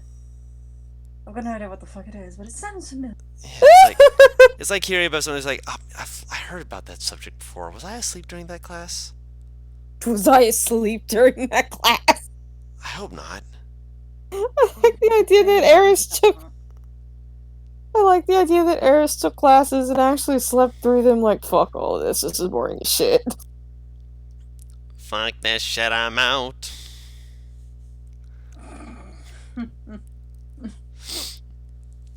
But yes, he turns around, keeps walking, and as you hear another,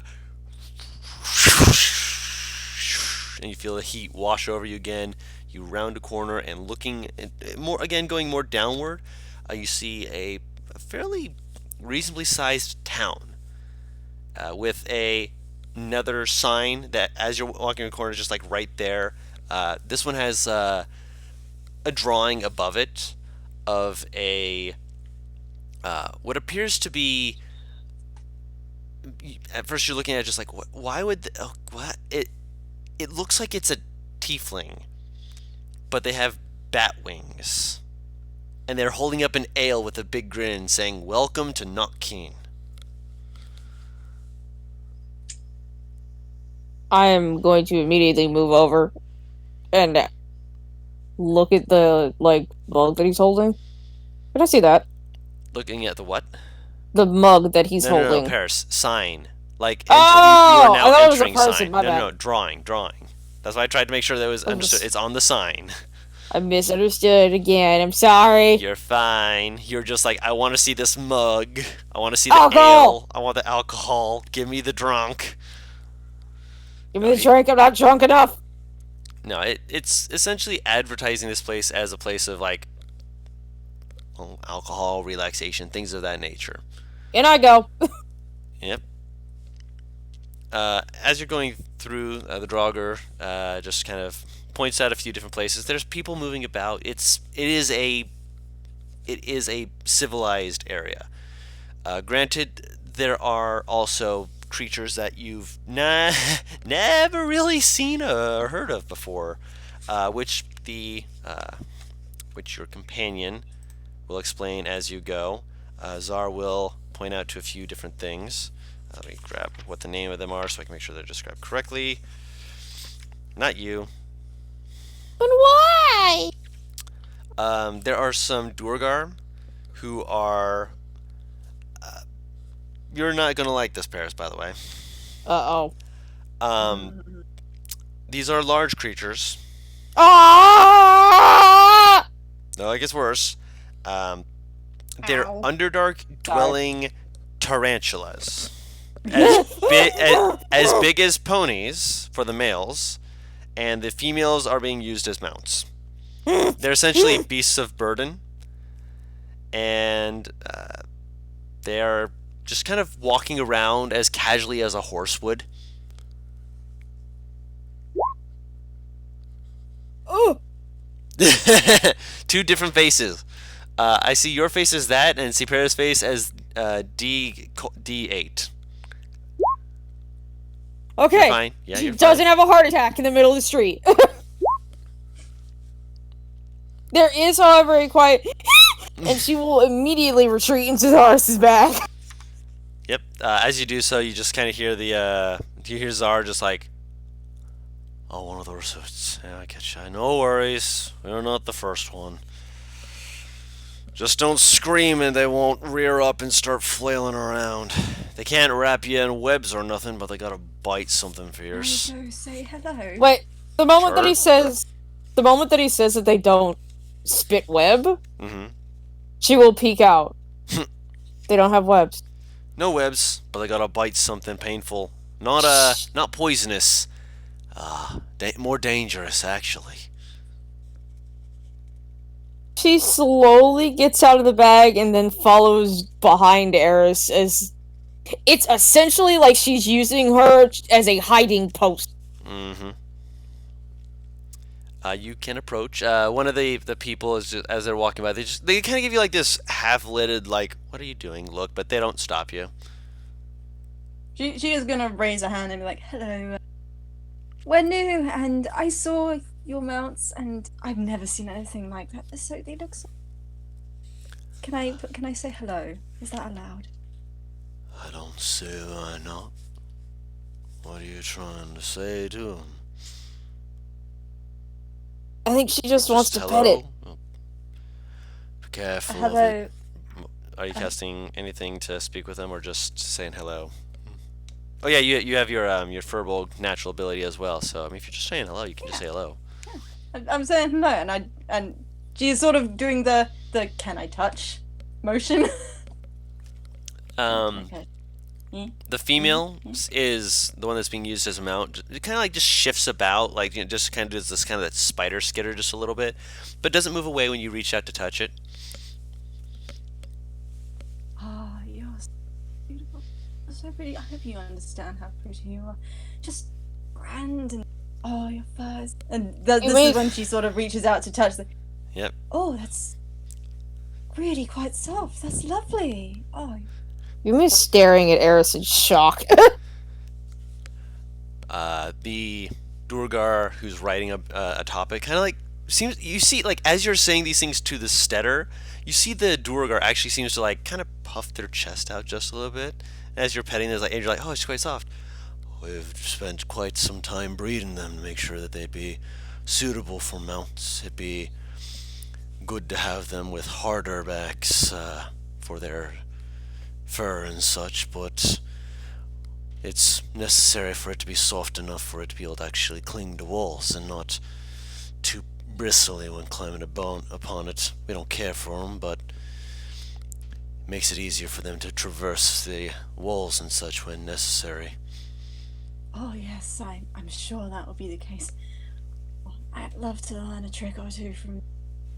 Eris. You've done a wonderful job with her. She's pretty. I'd be insulted to hear that I'd done anything less. I'm sure, yes. What just saw you? She's just going over this giant spider. Yumi kind of like tugs on Eris's shirt. Hmm? Yes? Are you talking to it? I'm certainly not talking to the Durga. I'm not petting them. You'd have your hand slapped if you did. Exactly. That would be rude of me.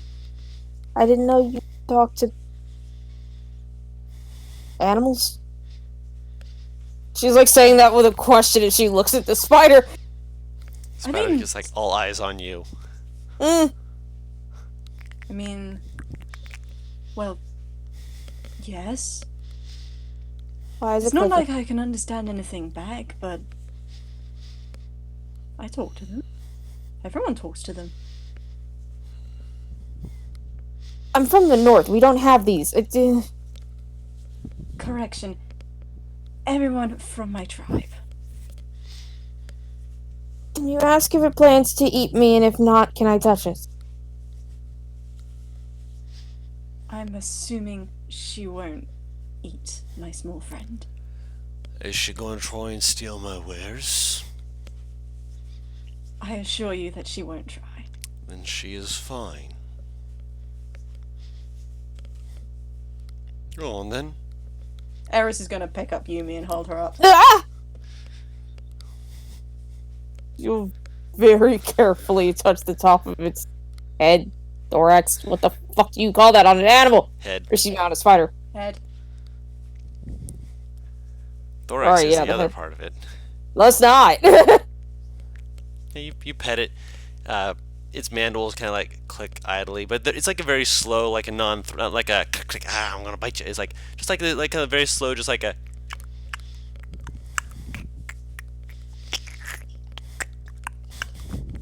Like it's like just kind of idly, just like, well, apparently I'm being pet. this is a thing now. She kind of sets her head on top of it. Very soft. Durgar gives you another minute to enjoy it, and then kind of makes like a, gotta keep moving forward now. Yeah. I will quietly pet in the meantime. Quietly strokes leg. Yeah, it doesn't mind. And then the Durgar's like, I need to get moving forward now. I understand that Sorry. you're tourists to the area, but I've got wares to sell. Understandable. Wait, what do you sell? He leans over to one of the smaller, the males you would presume, and you can see he's got like a barrel strapped to it. When he taps it, you hear a faint sloshing sound. Let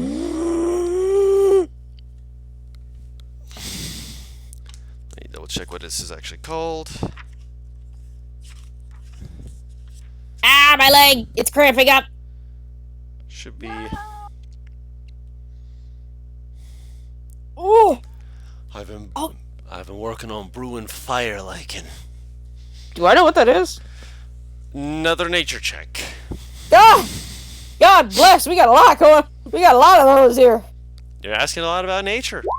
And I keep getting some really good fucking rolls. Natural 20 yeah. No. Oh, okay. I thought you meant me. I'm like, I ain't No, fucking. no. We. That's God damn it, the man! last- You refreshed again. I see you. The last game was almost nothing but nat ones. Now it's almost nothing but nat 20s. The love it. balance is weird. That means that I'm going to roll average tonight for my game. Yes. If we have a game, because no one is responding to me, and I'm scared. Don't touch me! I'm scared. Don't touch me, I'm sterile. If you want, you can roll one as well, Lammy, and story.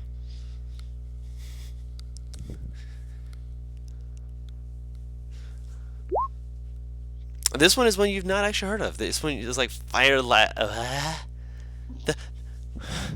something's not adding up there. When you say lichen, are you trying to say lichen or are you trying to say lichen? Because Lichen. Okay. Lichen. E-N, yeah. Not like Ken, like Chen. Yes. You said both, that's why I asked. I know. My brain does the thing where it adds 2 plus Where 2 it and equals stops. fish.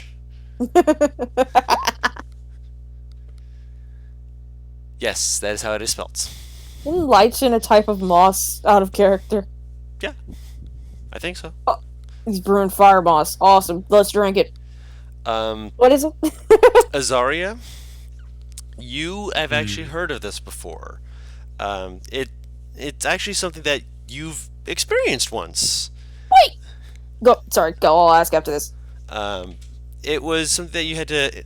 It was basically in a pocket area where, because you're a sea elf, there's areas where you can go down into the water and then come up and have areas where like different things will grow.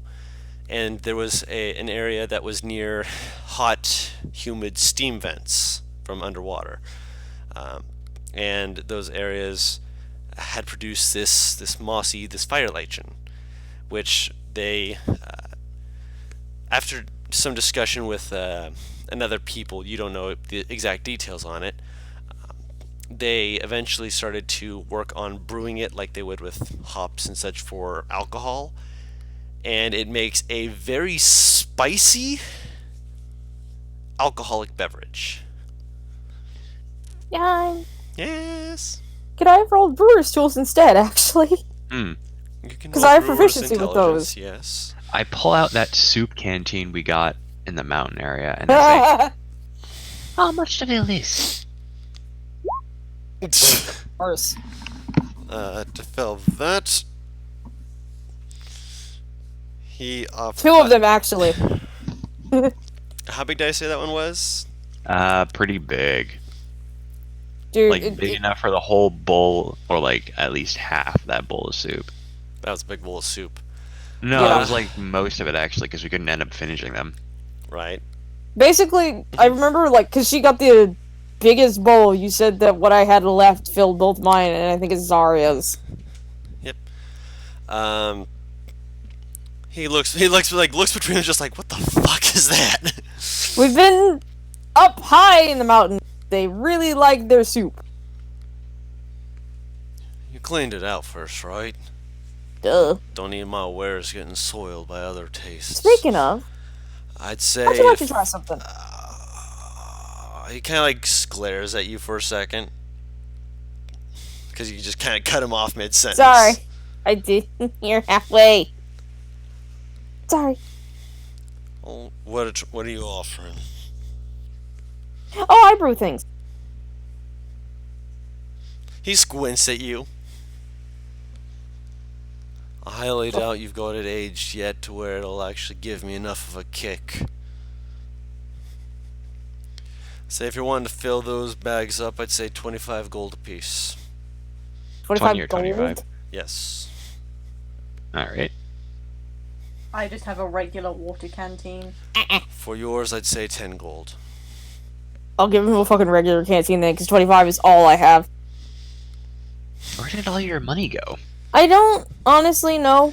To be fair, you've done 2 missions, but you haven't gotten paid for them yet, because you get paid for them when you get back. Well, yeah, but I also started this with 220 gold, and I don't remember where it went. Tharius like puts his hand on Azaria's shoulder and your shoulders. Just like, I got this, and he sets 50 gold in his hands. Oh. I'm Does a this broke man ass just bitch pay now. for us? Yes. Aww. And you just hear Tharius say, "I'm a broke ass bitch." No! You could have asked. Okay. He gives a thumbs up. Now you can fill your canteen. The Duergar hops off, takes your skins, and fills them up with Firelichen whiskey, essentially, and hands them back to you. And for you as well, if you want one, limey. And for you as well, if you want one Storvener, even though I don't think you can technically get drunk. He can't, but he can still taste. That's up to you, man. She glances at Tharius. Is this you paying me back for that scarf? No. What was that noise? All I heard was whoa, and I thought he was no. gonna He say, said no. it absolutely is. I told you not to do that! I'm allowed to pay you back in ways that I want. It's a gift! And this is a gift. And I gave it to 2 people, so it's an extra gift. She like taps his side with the canteen. We're sharing this. I cannot accept this. Yes, you can. Oh. Yes. It's like if 20 you're filling up a regular canteen, it is 10 gold. If you're filling up one of the soup canteens, the monster-sized ones, that's 25 gold. Because it holds a lot more volume than just a regular canteen. It's whiskey, Yes, essentially. it's a whiskey, basically. It's spicy! Spicy whiskey.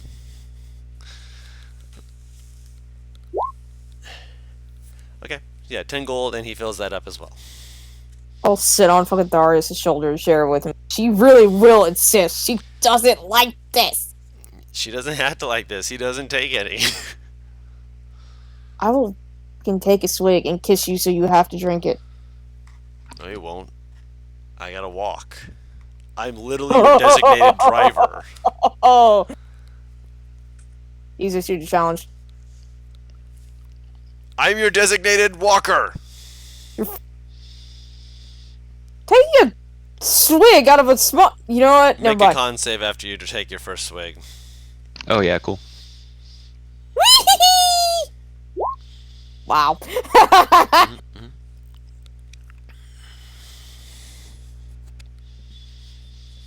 Constitution save?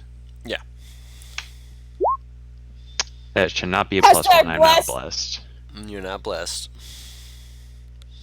Yet. Figment blesses you the photo for this. I want you all to be blessed. Wrong accent. I don't know what the accent was, okay? It's been 2 months. Country. he always spoke with a bit of a southern drawl. That So, oh, y'all gonna get blessed. Oz is gonna choke me. Gonna kill me. At least she can't, but you know. Are you taking a swig as well, Lamey? Eris is gonna be waiting until they go to like In the inn or sleeping something? quarters. Um, They know what happens. Right. She knows what happens. She knows what happens when booze occurs. I remember what happened last time. So you guys did pass. Good. It burns your nose. That's Wait, right. hold on. You guys need to make the saves with disadvantage if you ate the mushrooms. I didn't. So Harris, I need another save. Rip Paris. Well, Ooh. Dawn, considering what I've told you about her fucking background anyway. Harris, I'm aware of your background. You almost have it come out of your nose when you're starting to try not to choke on it because the smell is so strong. And then there's the spiciness as well. So basically, you know when like you smell something spicy and your nostrils are just clear, your sinuses have been relieved, but oh goodness gracious, is it hot? Wouldn't you just like pinch your fucking nose if you truly want to drink it by then? That's what you have to do to swallow it down. You're Wait, not spitting hold this out, and you pinch your nose to swallow it down, but Like hell, I'll spit it out. exactly. You're too late, man. You were too late. You have to pinch your nose for it. But the Czar like taps his nose and points to you, and the other Duergar just like he like gives like Zara a half glare, just like motions to her like she's drinking my ale. You could have warned her. Zara just kind of shakes his head like no. It's wonderful with a fucking mushroom. Okay. I'm good. I got this. This is fine. She will take another swig. I found it to be quite delicious. It's again really spicy. No, I didn't swallow it. Thari starts walking, just like, okay, Zara, where are we going next? She's on his shoulder. She'll tap him. He doesn't look at you. He's just like, You bastard. I'll swallow it. Eris will lift. Lift? Yep. Yumi off his shoulders. There you go. The temptation is removed. Which temptation? To make him drink the fire lichen. He won't take it, and I can't accept it. Alright, I'm gonna try and like corral all these wild childs so we can keep going. We're were already going going. direction. It's just Eris took Yumi off Thorius' shoulders. Yeah. We're still walking. We just have to follow the dwarf. I'm just having fun while I walk. I lost my nail file. There it is. I didn't lose it. Also, you do see like as you're going along, like there's a gnome who like wearing a trench coat, like walking over to a few people, all of a sudden like flashes them and just like, "Want to buy a sundial?"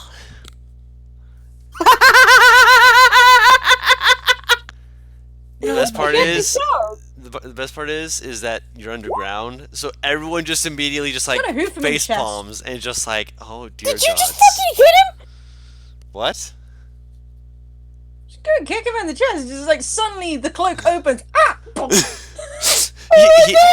He goes rolling backwards. A few people like look at you, and you actually hear you see a Duergar like mid drink, put it down to look over at it, gives you a thumbs up, and then goes back to drinking.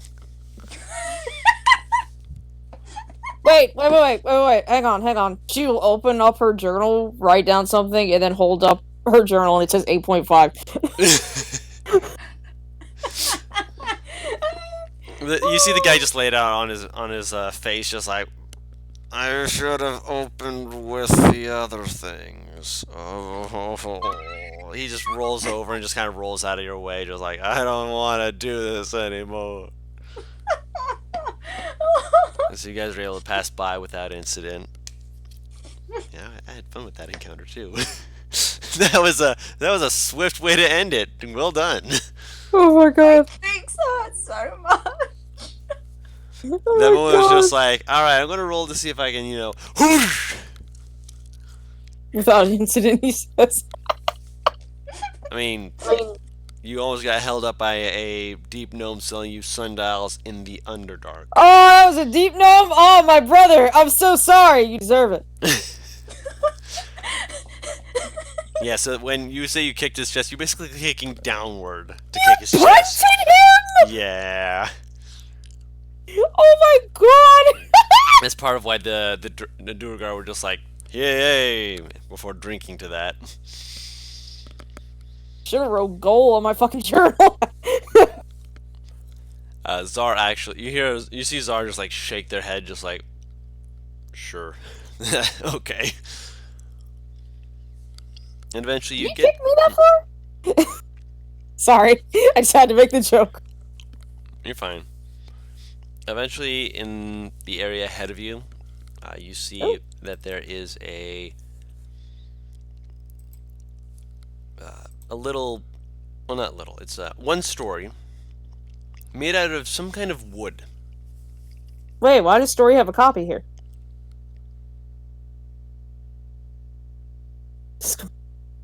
Never mind. What? You said it's one story.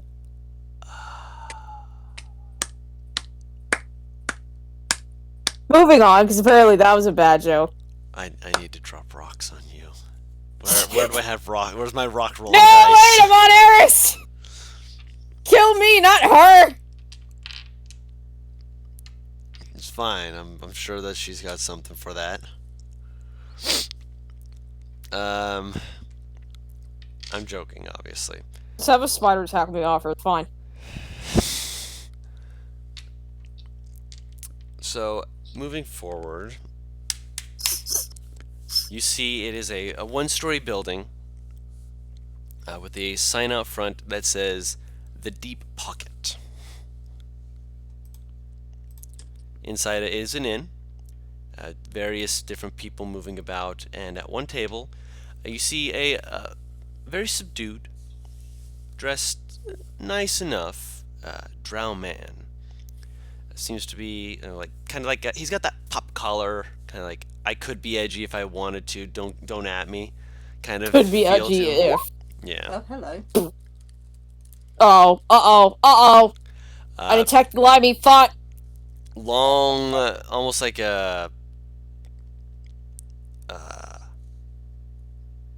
with silvery hair with strands of white to it. How could you tell the...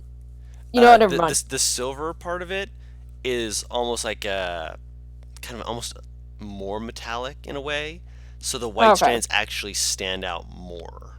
Okay. I was legitimately confused. I'm like... He's got that dark drow complexion with golden eyes, just kind of watching around. And when he sees Zar, you see him hold up a wine glass, like one of those tall wine glasses, where it's like, how do you get to the bottom without throwing your head back to get the last drop? Wine glasses. Oh, Lord. And he kind of gives him a salute, and Zar nods, shouts to the barkeeper in Dwarvish, which I think Paris. Did you? No, I don't. Dwarvish? I speak Gnomish. Someone spoke Dwarvish here, and I don't remember who it was. Might have been Dren. Yeah, I think it was Dren. It was He either says something. Dren, Zari, or Figment. It might have actually been Figment now that I think about it, because Figment spoke a lot of language. Figment knew a lot of language. Yes. Alright. And says something to him and motions towards that table. And goes and sits across from the drow. Clearly very business style. Doesn't motion for you to follow, to sit down, to do anything, just sits down.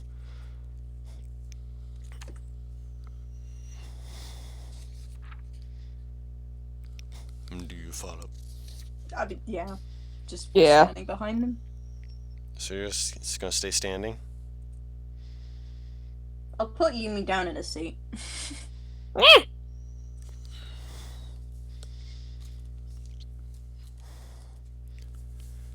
So you're seated.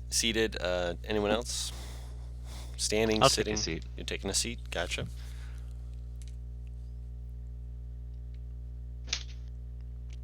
Story, you standing or sitting?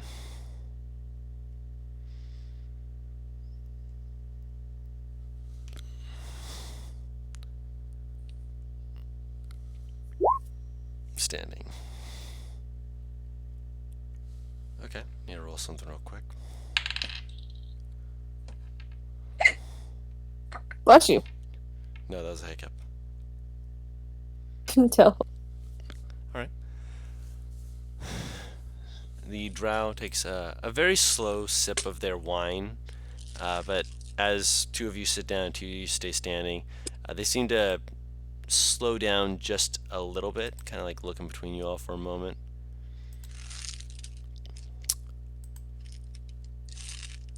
You stand as though bodyguards, and yet you share no qualities with each other. Fascinating. She apparently likes me enough to want to protect me. I feel honored. How does she know? Kind of like leans in very slightly. Yumi kind of looks up at Eris. That's not inaccurate, is it? What was you cut out? Wait, which part did I cut out at? Yeah. The description of Eris. Oh, she said she apparently likes me enough to want to protect me, and then she looked up at Eris and said, "That's not inaccurate, is it?" You're not wrong, no. So yes, I'm very honored to have her as a friend. Then I didn't figure she liked me. Just liking you. Sure. Of course. Kind of glances the story. Gives him one. I just want to roll another thing for him. Yeah. You're a long way from home, Southerner. Welcome. Okay, you obviously want something. So let's see. What is it? You received the missive, I would presume. You are literally the only people who look like yourselves from outside the city. You stand out like sore thumbs. I presume you're either here to cause trouble, mischief, walk through to go to somewhere else, or take care of a problem. Simple enough. Answer would be, you're here to solve the problem. I'll go with that. And if you're not here to solve a problem, what the fuck were you doing talking to Czar? We were sent by the Hunters Guild. See? We understand you're having a bit of a problem. See? Some kind I was right. Yes, we have a problem. You're not wrong. One of the problems, almost as an addition to that problem, is the fact that we are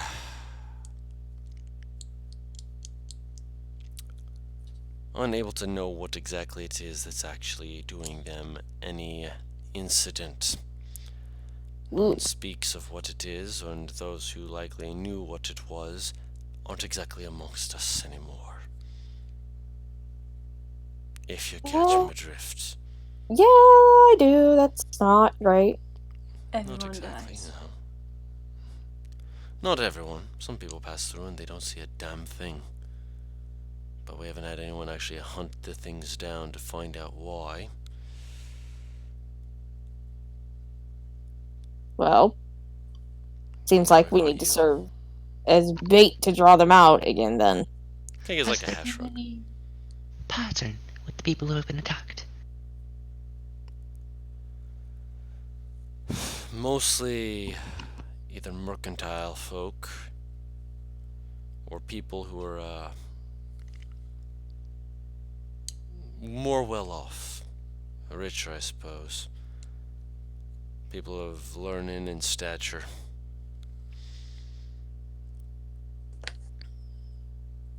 I mean, I'm sure if we dressed you up enough, Azara, you could certainly pull off that look.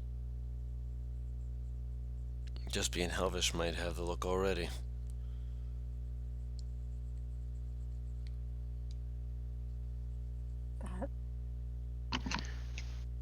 Well, I'd be happy to Consider. stand in. Give me $8, I'll be able to fix up a noblish looking dress for you.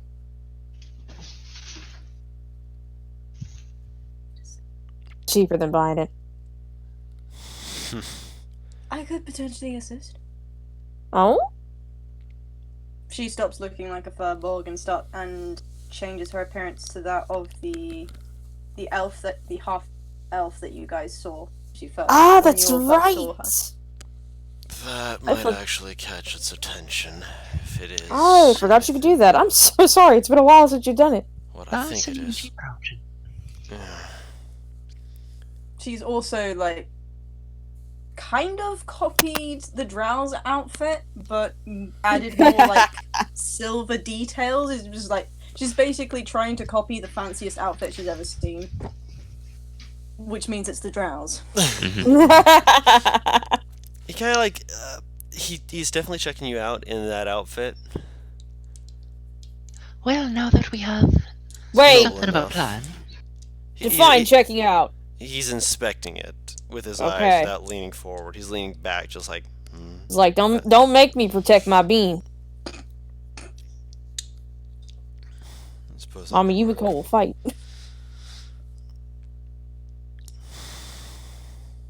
Do you think that will be enough for what you're looking for? Well, if it's what we were, posed that it might be by one of our own crew members, then they'll certainly go straight forward, because it'll be magic. What? Possibly.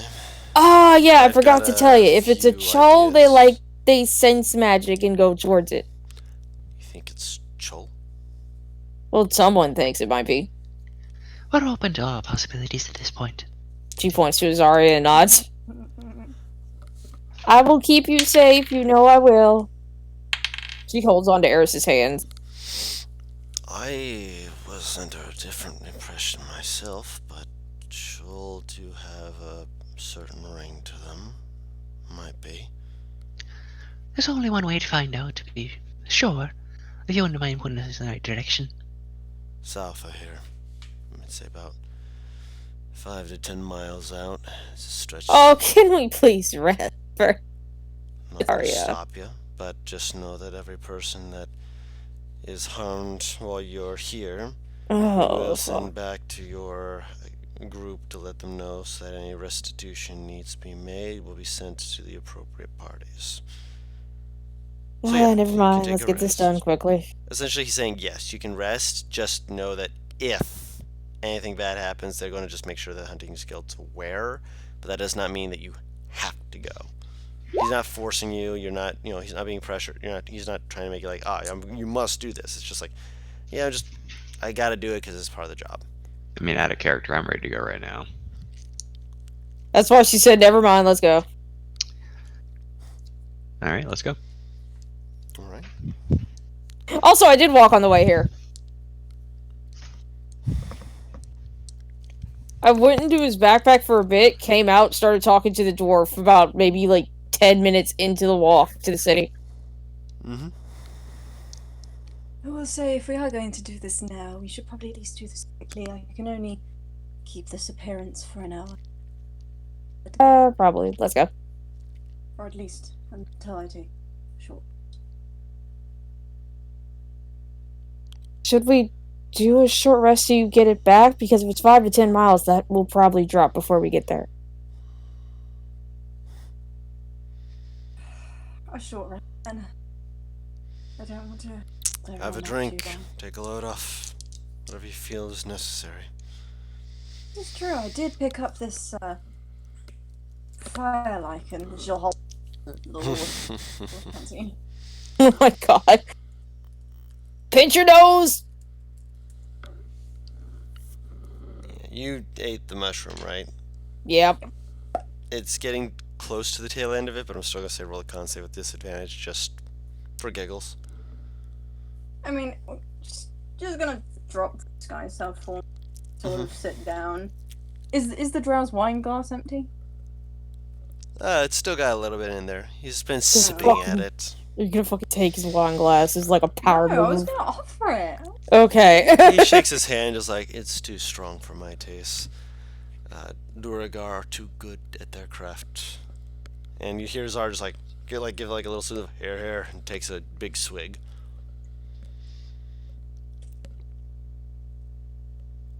Fucking be absolute power. We would just like take the Drow's glass and fucking drink from it. When Storven asks for his name, he says his name is Nal.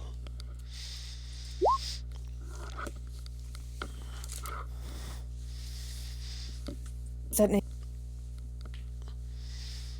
Dawn, you have used that name somewhere before. I have I know you not. have. Fucking name is so familiar to me.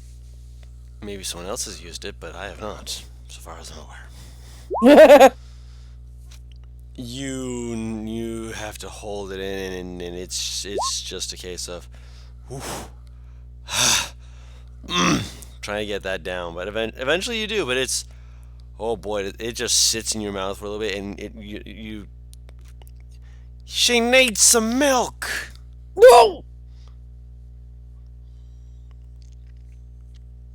For my condolence to your nostril. Yeah.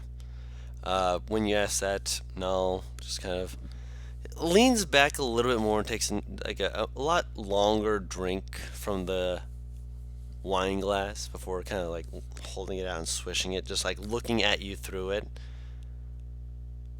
The South. It's one of the only places where they'd be able to piece together something even remotely similar to you. All forest and nature. Wonder what they use to actually help you move. Is that all magic? I can only imagine what it feels like to be you.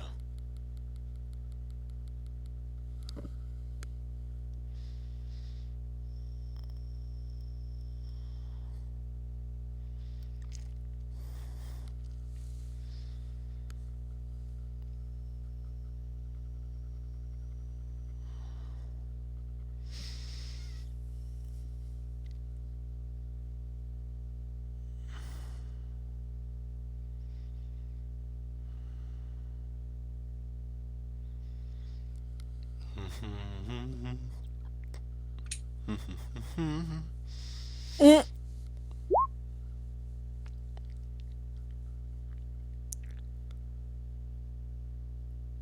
You must not have spent much time in the South then. There are others. Some. More so in the major cities, where people can actually gather together and lend hands. I wouldn't say it's a bad thing.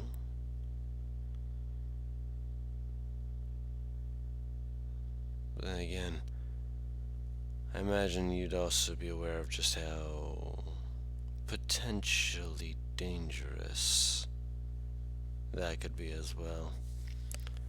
So much raw potential in one area. He said you are potentially dangerous because there's so much potential power inside of you, just kind of wandering freely, and not specifically you, but the ones to the south, because they're all gathered together in like big cities and such.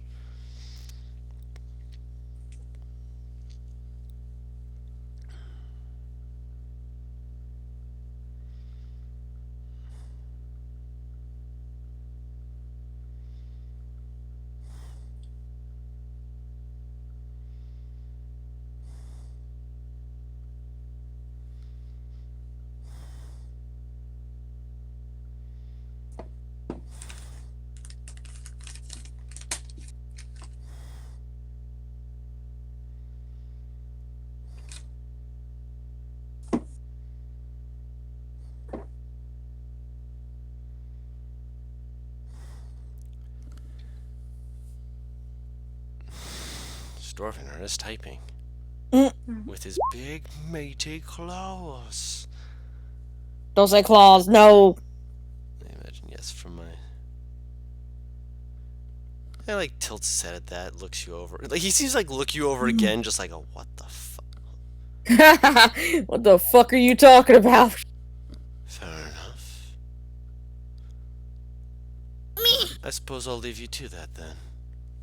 Yeah? Gives a salute with his wine glass and then finishes it off. Sets it down. Wait, Another, please. can I see what you're drinking? Just real quick. Wine. I know, but I'm a brewer and I want to see if I can tell what is in Roll it. a Brewer's Tools intelligence check. He's not letting you hold the glass or anything. He's just... in this case, it would be a Brewer's Tools wisdom check. Because you're trying to do it perceptively. That's actually not bad. It's still not bad at all. It's definitely a little bit odd. You guess that it's likely a variation of grapes rather than topside soil grapes, which means they're probably Underdark grapes. This is spider wine! Essentially, it's equivalent to that, but that would imply that this is brewed using spider venom as one of the ingredients. You got fucking spiders down here. Mm-hmm.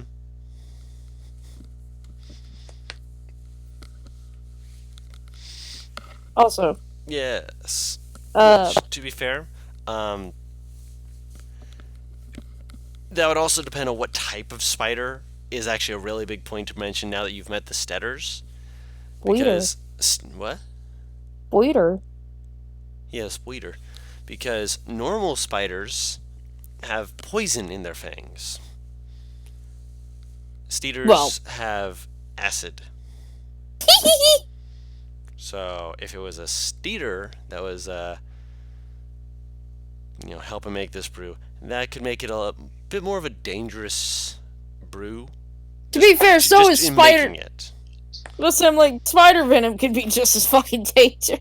Oh yeah, no, I'm not saying that it's not. I'm just saying that clearly this person knows what the fuck they're doing. Either knows what the fuck he's doing or trusts that the people who brewed this knew what they were doing. This is the equivalent of like blowfish. Blowfish. Yes, this is the equivalent of that. Yes, that is a very good analogy. I'm kind of like looking at Eris. Eris? Can you hold still for me, please? They haven't swallowed yet. Sweetie, here. I'll see if I can find a glass for her to spit it into. She sort of like holds her finger like, wait. And she swallows. And when she opens her mouth, there's just a little bit of fire just kind of flicker, just kind of in the back, like just behind her. Yumi like covers her face and ducks because she's seen fucking dragon's breath before. It's not dragon's breath. It's just. No, she knows it's not. But like, it's like the quick reflex of like, there's fire in the back of your throat. Ah! It's Eris with heartburn. Yes. Are you good? You need some milk? Zara offers you a piece of bread. I'll be fine, thank you. I appreciate it, though. You need my help? I just wanted to do something nice for you, but you need to hold still for it. I'm bored, and I can't drink away my problems if I'm about to go into a fight, so... I suppose, yes. I'll take her measurements. Okay. I'm sorry, this is going to be very inappropriate, and I will wrap the tape measure around her chest. Yeah, no one's really batting an eye. You're just like, great. More perverts in the bar. Just as long as they don't undress, we're fine, right, guys? Right? Hey, yeah, there we go. I mean, Eris doesn't really respond to that. She's just like, oh, okay. I'm not feeling her up. No one really minds. Like, granted, a few people are watching you do it.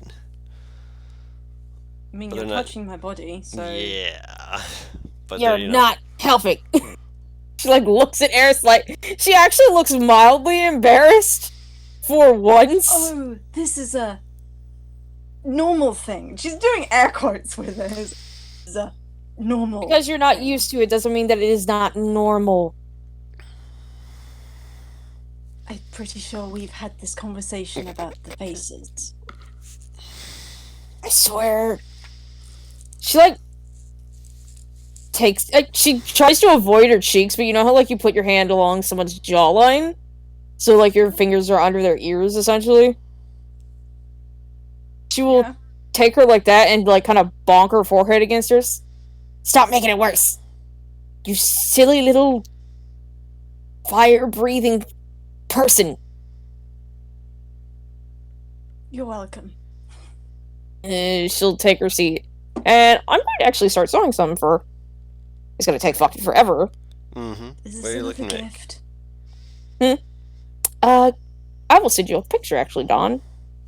Just a minute. We can continue. I'll send a picture to you while we do this stuff. Oh, wait. Actually, Limey, what did you say? I'm so sorry. Because I heard you say something, but I couldn't quite hear it.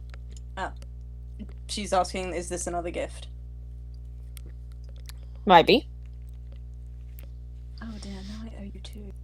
No, you really don't. Stop saying that.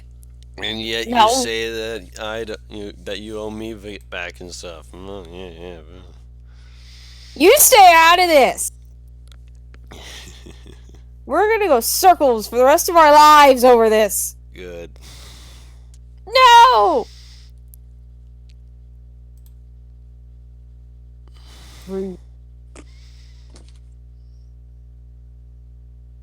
God, I'm trying to find it again.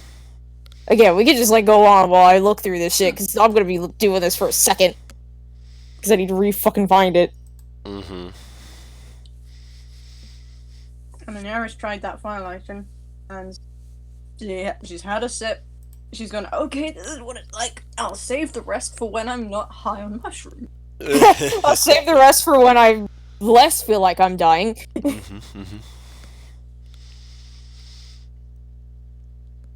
All right.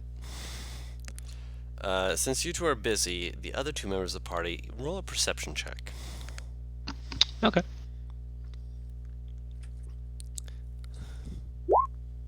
You, Srory, and Azaria. Okay. Yeah. That is exactly my passive. Awesome. Story, you're keeping more an eye out in the more immediate vicinity. Azaria, as you're looking about, 1 second here. I will allow it. Okay. Not you. Another question was asked by Okay. someone else. I will allow it.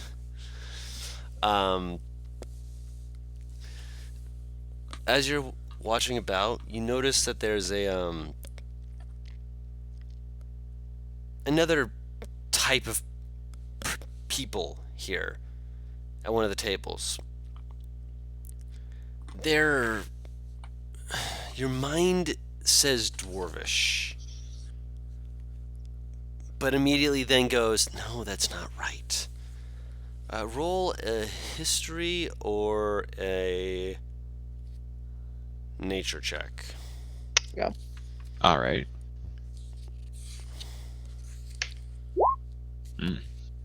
24.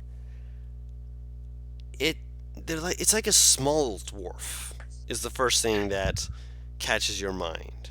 Uh-huh. Very kind of like a bit gauntly, not super thin, but definitely that gauntness. And slowly your mind starts thinking,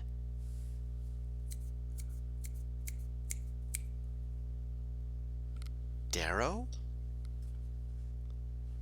Which I'll type here for you so you know how it's spelt. Mm-hmm. They're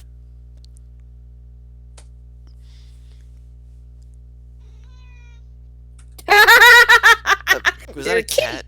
Apparently. That's my cat, yeah. That's Matt's cat! Oh my goodness. Which you're from a obviously more coastal side. You're sea elf, obviously. That's to be expected. But you've you've learned about different cultures a bit to not be unaware of people and such as that, and so you've read a little bit about other entities, and Darrow are supposed to be they kind of sequestered themselves as being second class citizens. Like they literally built their own communities and just didn't build them, to be like great impressive structures like everyone else. Partly due to the fact that many of their constructions were built haphazardly as they've been, or at least they were, cursed with some form of madness, as they were supposedly created by some weird god or experiments on Durgar. It's unsure where exactly they came from, but these who are sitting here appear to be very calm, almost very rational thinking. Like one of them rolling the dice, and they're like, doing the basic math is easy to do, but like when like two of them are having like a clear argument, the third one just kind of like steps in and just kind of goes, no, yeah, and they just kind of like look to him, like, nope. They explain their side, and he's just like, listen, yep, and then one person who's clearly in the wrong kind of crossing was like, but they're not being violent. They're clearly sitting in the bar pleasantly. It's almost a strange thing. One of the things you also notice is that they each have a very strange but very interesting looking weapon. It appears to be a hooked spear, but shorter, like a short spear.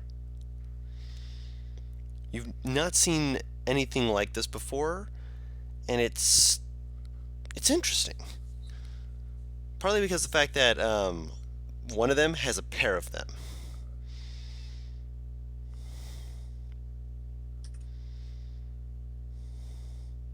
A pair of these short spears. Yes. Okay. And one of them, the one who's kind of like mediating, has something that probably is going to catch your eye just a little bit. It's a crossbow with a cartridge, which you can guess from the way that there's a little bit of each bolt peeking out. None of them are loaded, but you can guess there's 5 or 6 that are just loaded into this thing. Automatic crossbow. That's pretty cool. Is it like hand crossbow or like Short, a light crossbow. Okay.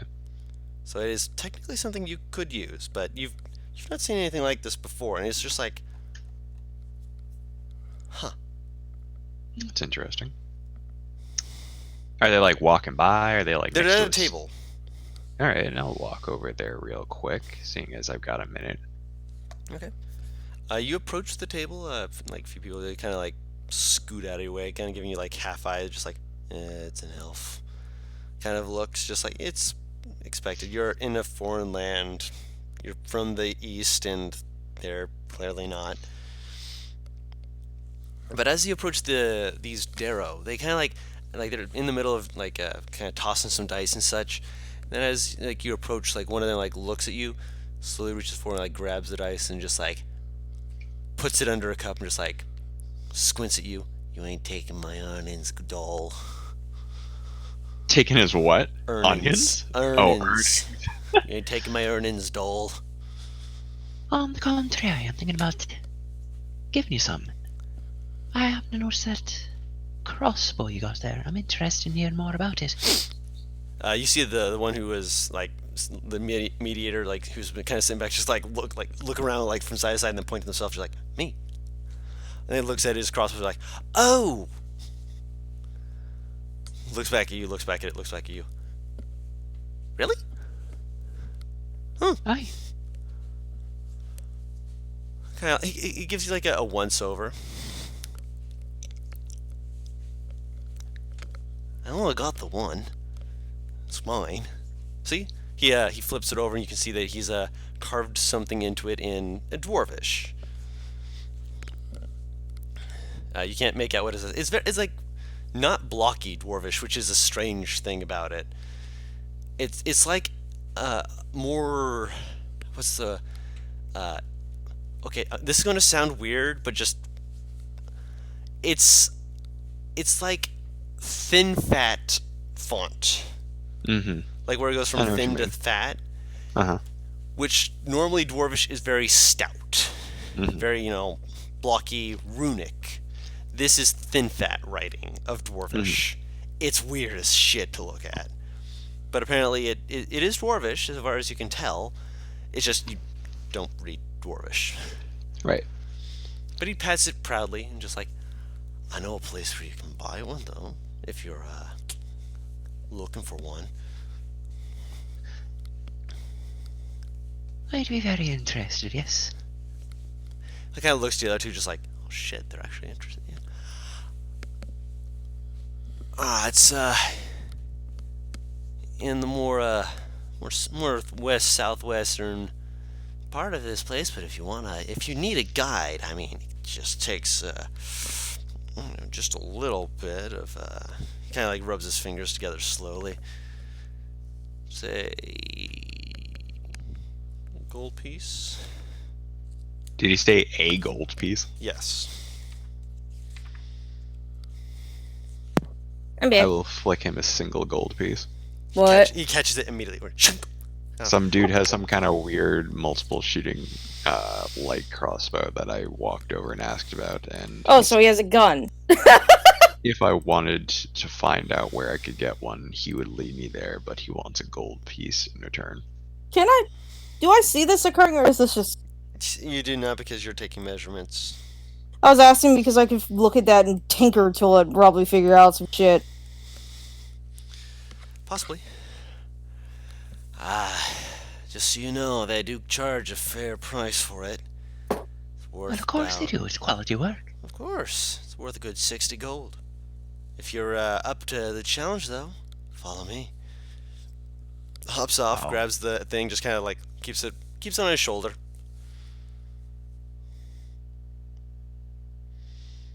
You follow him? Yeah, I'm following him. I just paid him gold. The other two, argue for a second, then they follow after you, almost like bodyguards, almost. Almost. All right. So, Azaria is going off to buy that. Hmm. Sorry, I hope you move fast. Why? Oh, Does it- I know why. I know why. There you go. I do move fast. We don't know these motherfuckers. Shit. Nope. Okay. They do have a tiny argument for a moment as they're leading you on in Dwarvish, and then the one in the back just like keeps walking. And after a moment, the other two just like watch him, and as he's walking down the street, they look to each other, slap their foreheads, and immediately follow after him. And you're actually able to make pretty good time. It only takes maybe 15 minutes to walk to this. And again, from what you were told, Darrow are creatures that were supposedly maddened and crazied. With settlements that they were homes, but they were supposedly like really rimshackle and stuff like that. This building looks. The best way I can put this simply is it's up to code. It looks That's good. structurally sound, which does not match what you learned about Darrow at all. Learn something new every day. Yeah. And the sign above it is the repeating end. Mm-hmm. All right. I And will go inside. inside there is a gnome arguing with a Darrow. And I need you to make a dexterity saving throw. Okay.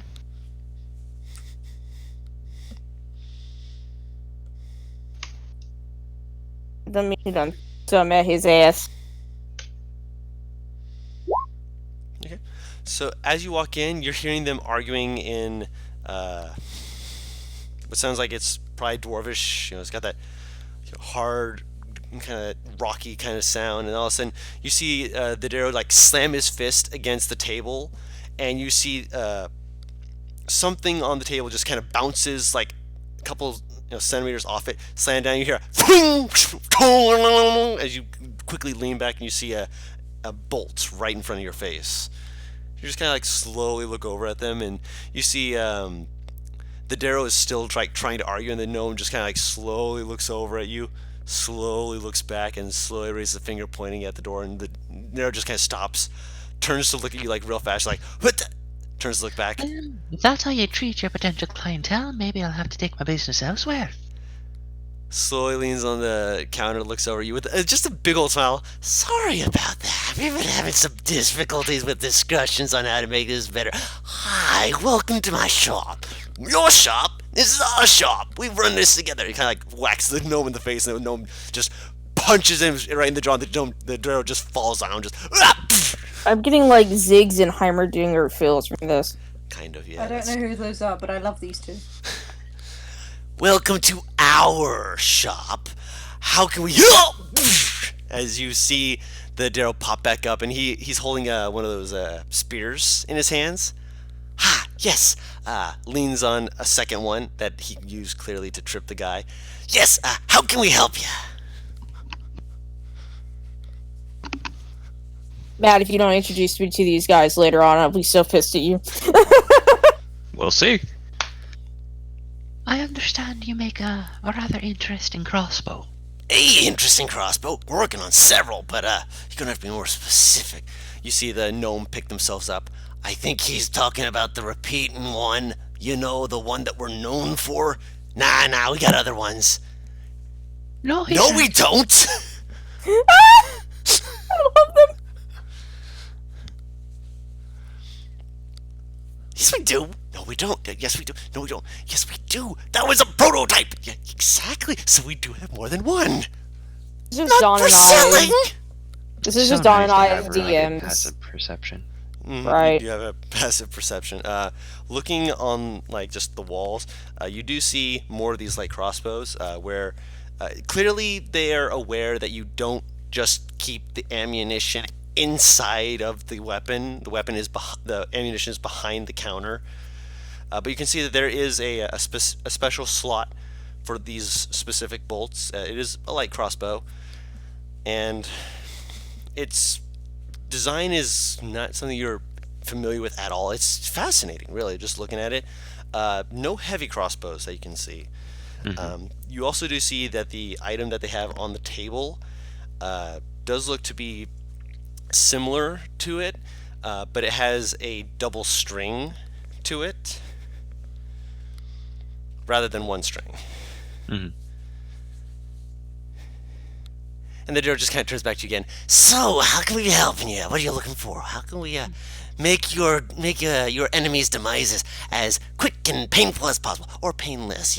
Some people want to do it the old-fashioned way. What do you mean old-fashioned way? It hasn't gone out of fashion. It's gone out of fashion like at least 10 seconds ago. I'm interested in hearing more about these repeating crossbows. Yeah. So, can you hand me some? You see the gnome just like, hold on. He grabs some of the bolts, pulls out one of the light crossbows, and you just see him load up, thunk, pull it back, and he just full on tosses it to the Darrow. And there, you see there's like a couple targets on the wall, and you see the Darrow just like hop up, just like butt on the table, just lean back and just go, here we go, thunk, thunk, thunk, thunk, and you just see 1, 2, 3, 4, 5, 6, just bolt. Where it hits doesn't matter clearly. You see a few holes actually in the wall rather than on the targets. It's clear that he's still like taking 6 seconds between each shot. He's not a multi-attack person, but the fact that it immediately can be you just see him just grab the string and pull it back. It's more just repositioning than actually reloading. Basically, it's a light crossbow without the loading mechanic for 6 shots. After the 6th shot, he has to take a full 6 seconds to reload it to actually be able to shoot again, but this is an actual mechanic Wizards of the Coast made, and I love it, and I wish I had more of it, but it's used by the Darrow, so, you know, like, you know what, I'm going to make this a thing in my thing. So yes, you can fire 6 bolts, and then after the 6th, you have to do a full action to reload. After that, so if you were like someone with multi-attack, you could just fire until you run out of 6, action, reload, and then go right back to it.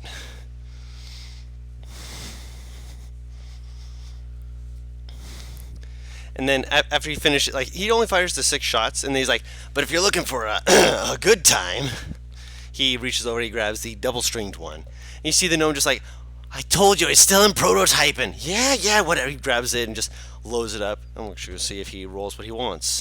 I thought he said blows it up, and I'm like, damn, what the hell? He had no I'm not buying that one explosives. now. 4, 5. I'm rolling this as though he had advantage, just to...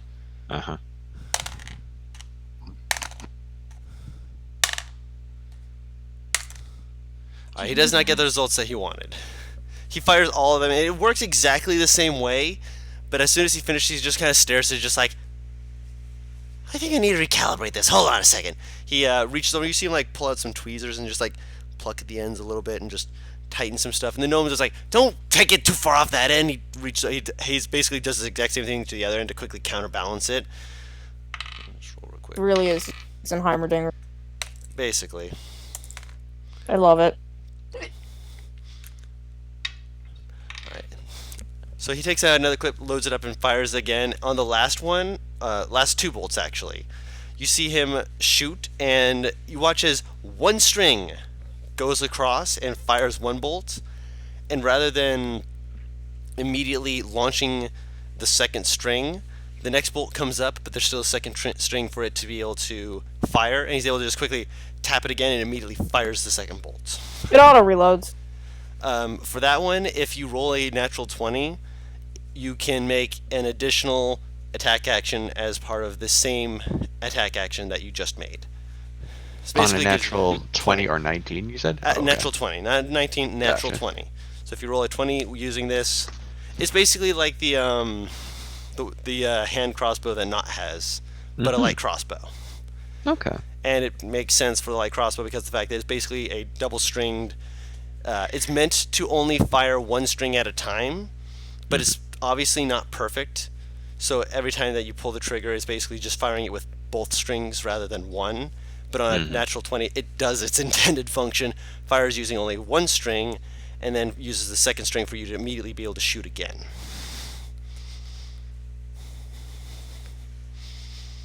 This one costs a pretty penny, though, because it's the only working prototype we have.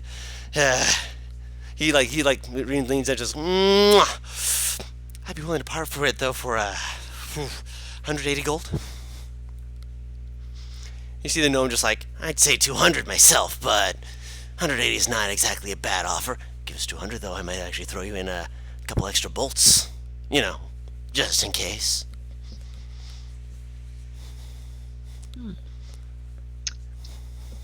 Or you can just get the normal ones. I'm interested in the extra bolts. Yeah. I'm interested in this fancy one you have here. But I am wondering, you almost took my head off when I came in here. Yeah, that's what our patrons normally come into. Trust me, you'll get used to it. Or you don't! That's half the fun of it. Sometimes we just don't have anything flying at you, and it's just really calm and peaceful. Usually that's when he's over there, I'm over there, and, you know, they kind of look at each other, and then they look, like, away from each other. It's like, that's when the missus is usually in, and not out gabbing stuff. She's the one who actually owns the establishment. How many bolts does this thing hold? 6. Alright. Which, by the way, the natural 20 does not apply if you do not have bolts already in it, but the natural 20 would allow you to be able to reload as part of the same attack action. Oh, that's nice. Okay, good to know. So if you had like you were on number 6, you got a natural 20, you'd be able to fire it and then auto reload. Cool. 190. You looking for extra bolts or extra cartridges with that? Little packets. Oh yeah, because this doesn't use like bolt case mechanics. It uses cartridge mechanics. Yeah, it's where it basically is loaded in on the underside of it. Like kind of like a rifle with the underside loading bullets. Mm-hmm. Because otherwise, the crossbow pulls it back on top. You can't load it in off the side. Mm-hmm. Or could you? I'll think on that later. Yeah, good. And throw in one extra cartridge. They kind of nod. Because you're being so polite, we'll throw in 2. You hear one of the Darrow from behind say, "Yeah, because the cartridges are only 5 gold apiece." Basically, they're making sure you're being treated fair. Mm-hmm. As they're walking around, the Darrow kind of holds up a finger. You want any markings on it? Something special to let everyone know that this is your lover now. The gnome just like face palms, just like, it's not. Why do you call every weapon in here someone's lover? Have you ever seen a weapon of death that wasn't someone's lover? If you don't treat it right, it's not going to kill things for you. You gotta treat it like it's sexy. Christ almighty. Let's see if Azari. Dad, you have to introduce me to these crazy motherfuckers. Yeah, but we don't have the time to do it right now. It's probably going to be when we get back, kind of thing. Well, if I was going to have something be put onto a weapon, sort of. Actually, Guru, would I have any kind of like trademark per se? Is there one that you had wanted? Did you own a ship at some point? No, didn't own a ship. Other campaigners. Served on a ship. Yes. Let's see. Mad's characters don't die in a campaign; they just come back in other ones. I mean, technically, Azari had never died. Well, neither did Sababella. But the campaigns died, and the characters just moved to new ones.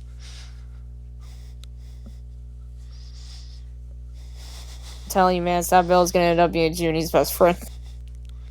I can tell. The righteous to the point of crazy.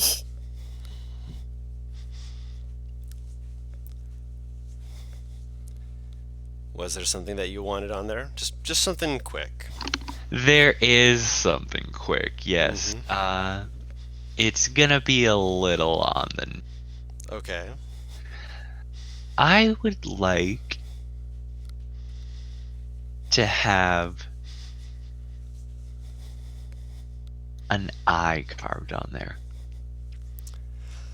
The Darrow just kind of stares at you for a second and slowly grins. What do you want it carved? Or do you want it branded?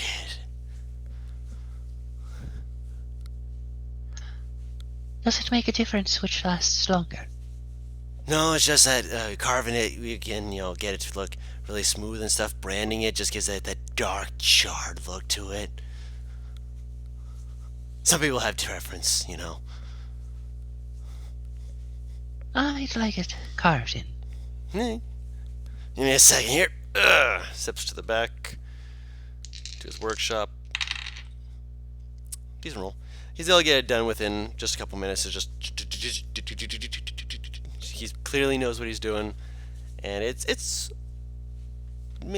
only a tiny bit lopsided, but that's only by like maybe half a couple centimeters. Not enough to actually be noticeable without looking it over. Which eventually you're going to be able to do plenty, but.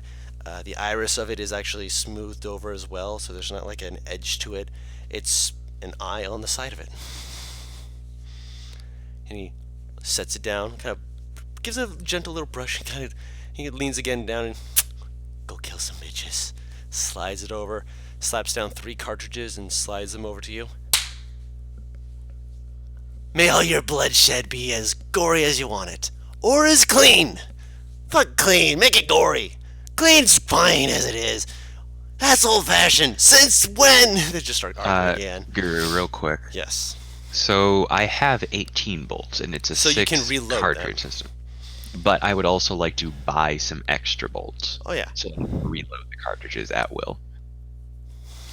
Well, yeah. You basically the reason for the cartridges is so that you don't have to reload them in a fight.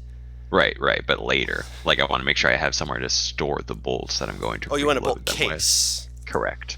Oh yeah, they'll throw that in for bolts real fast. Whoop.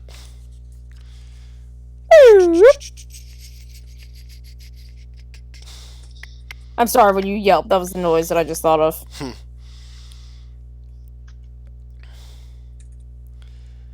You're just looking for a bolt case, right? Mm-hmm. Where is what I'm looking for? There it is. Yeah, they'll sell you one for like a gold. For what? For a gold. Okay. They'll just throw that in for a gold. All right. What about some bolts to go with it? A gold. Say. Okay. So They'll how give many you does that 20. get me? They'll give you All 20 right. for a gold piece. Sounds like good. Yeah. It's only costs more if you're getting it for the 6 in a cartridge, because they have a finite amount of those and they still need to make more of them so that they don't just fall apart. Because someone forgot to make extras. Look! It's just because we haven't gotten a new stock of lubrication! Lube! I just imagine fucking Zarya's like, well, there's a giant barrel somewhere.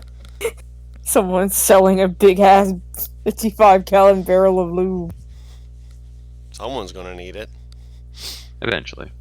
Only people in our self-ship server will get that joke. Ah. I know. No. Why is Mr. Squirrely saying no?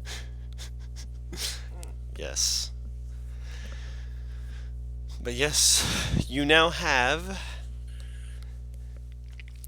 the repeating light crossbow. Or as it is commonly referred to by those who actually know what it's referred to as, the repeating end crossbow. Look out, she's got a gun! Where? That's a gun, that's a crossbow. That's an Uzi. I don't know. Medievally speaking, technically. Oh my god! I was Imagine quoting a two fighter best with friends. this. Oh no. Instead of, with a quiver, just like, just That's the fuck out of someone. just fire, reload, fire, reload. Don't give Matt ideas. Well, please, I'm giving myself ideas. If I don't give you guys ideas, I'm not going to have any fun seeing them actually used. But yes, you have obtained Le Crossbow. Cool. And because it is a ranged weapon and it is a light weapon, you have proficiency with it, and you have the ability to get sneak attack with it. That's what I thought. Trust me, I know. My Jackson Boyo has done the same thing. Oh, that's what you have! Among the hand crossbows, yes. You don't need that. I mean, I have Shadow Blade, daggers, a whole bunch of other things. Technically You don't speaking, need I that. could use a sling, which I Give me that already fucking resized. crossbow!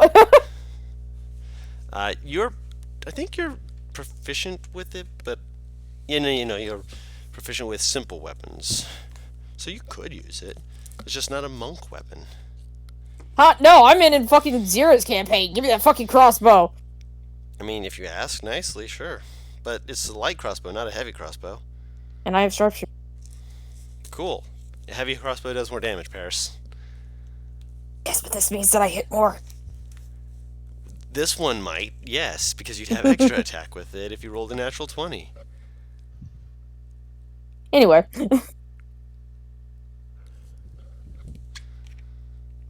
Yes. So you get back about 15 minutes after you finish up with that, which took about, what was that, 5 minutes? So we're not even halfway through a short rest. With your passive perception, you did notice something else, by the way. You noticed the short spears that the one guy has, the ones with the hooks at the end, as well as what appeared to be like a club of some kind, like a cane, but it was curved slightly because there was like parts of it that were broken up into little links, as though it was able to be like if some kind of flexible cord had been woven into the center of it.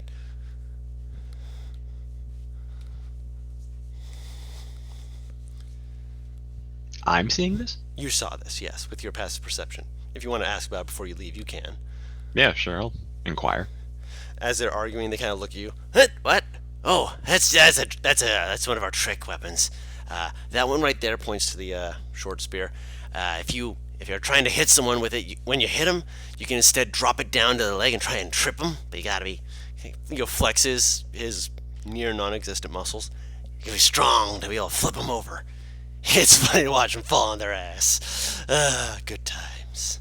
That one right there points to the walking cane thing. Is he actually just like walks. He gets up on the counter, just walks on it, and you hear the gnome just go, "We're gonna have to clean that later. Get off the table."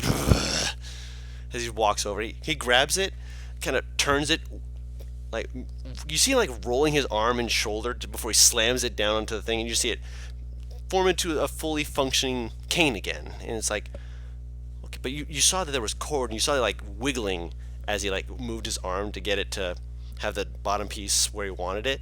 Mm-hmm. And then you see him like flip his arm over, twist something while it's on the ground, snap his arm down, and it extends.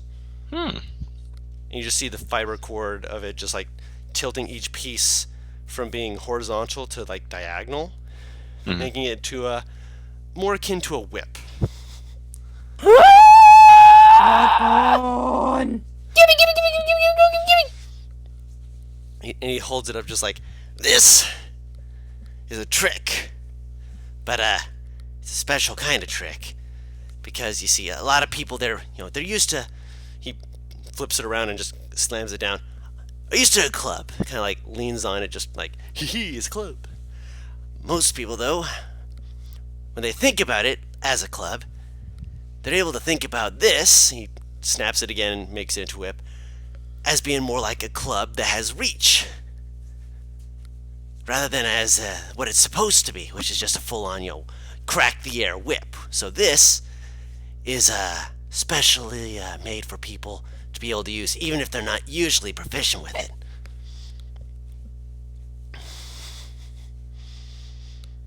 Well, that's rather handy. Yeah. It's fairly cheap for what we're making with it, like only 25 gold, but considering how much, actually, is it 25? Let me double check my numbers. That'd actually be 50. Don't think so, though. Whips aren't I there. feel like I should have more money than I actually do, but I don't for some Oh, reason. it is. It is not 25. It is 20 gold.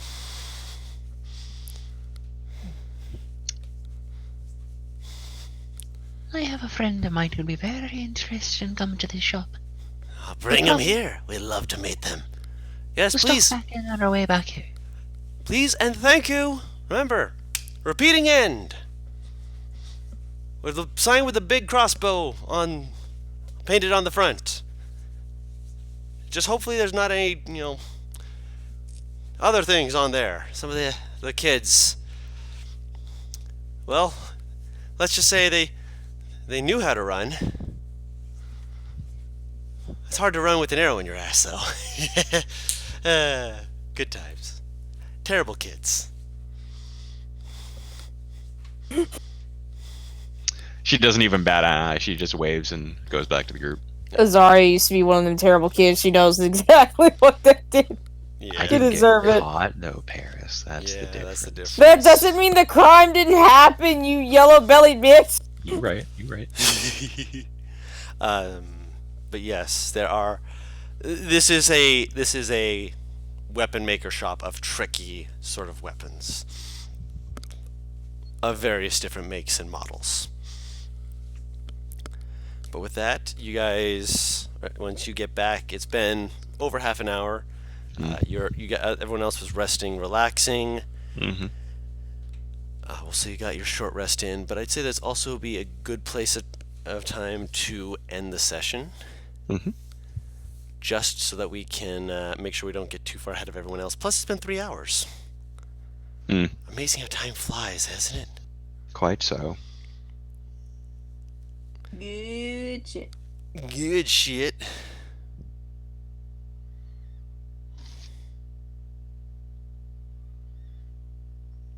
Alright.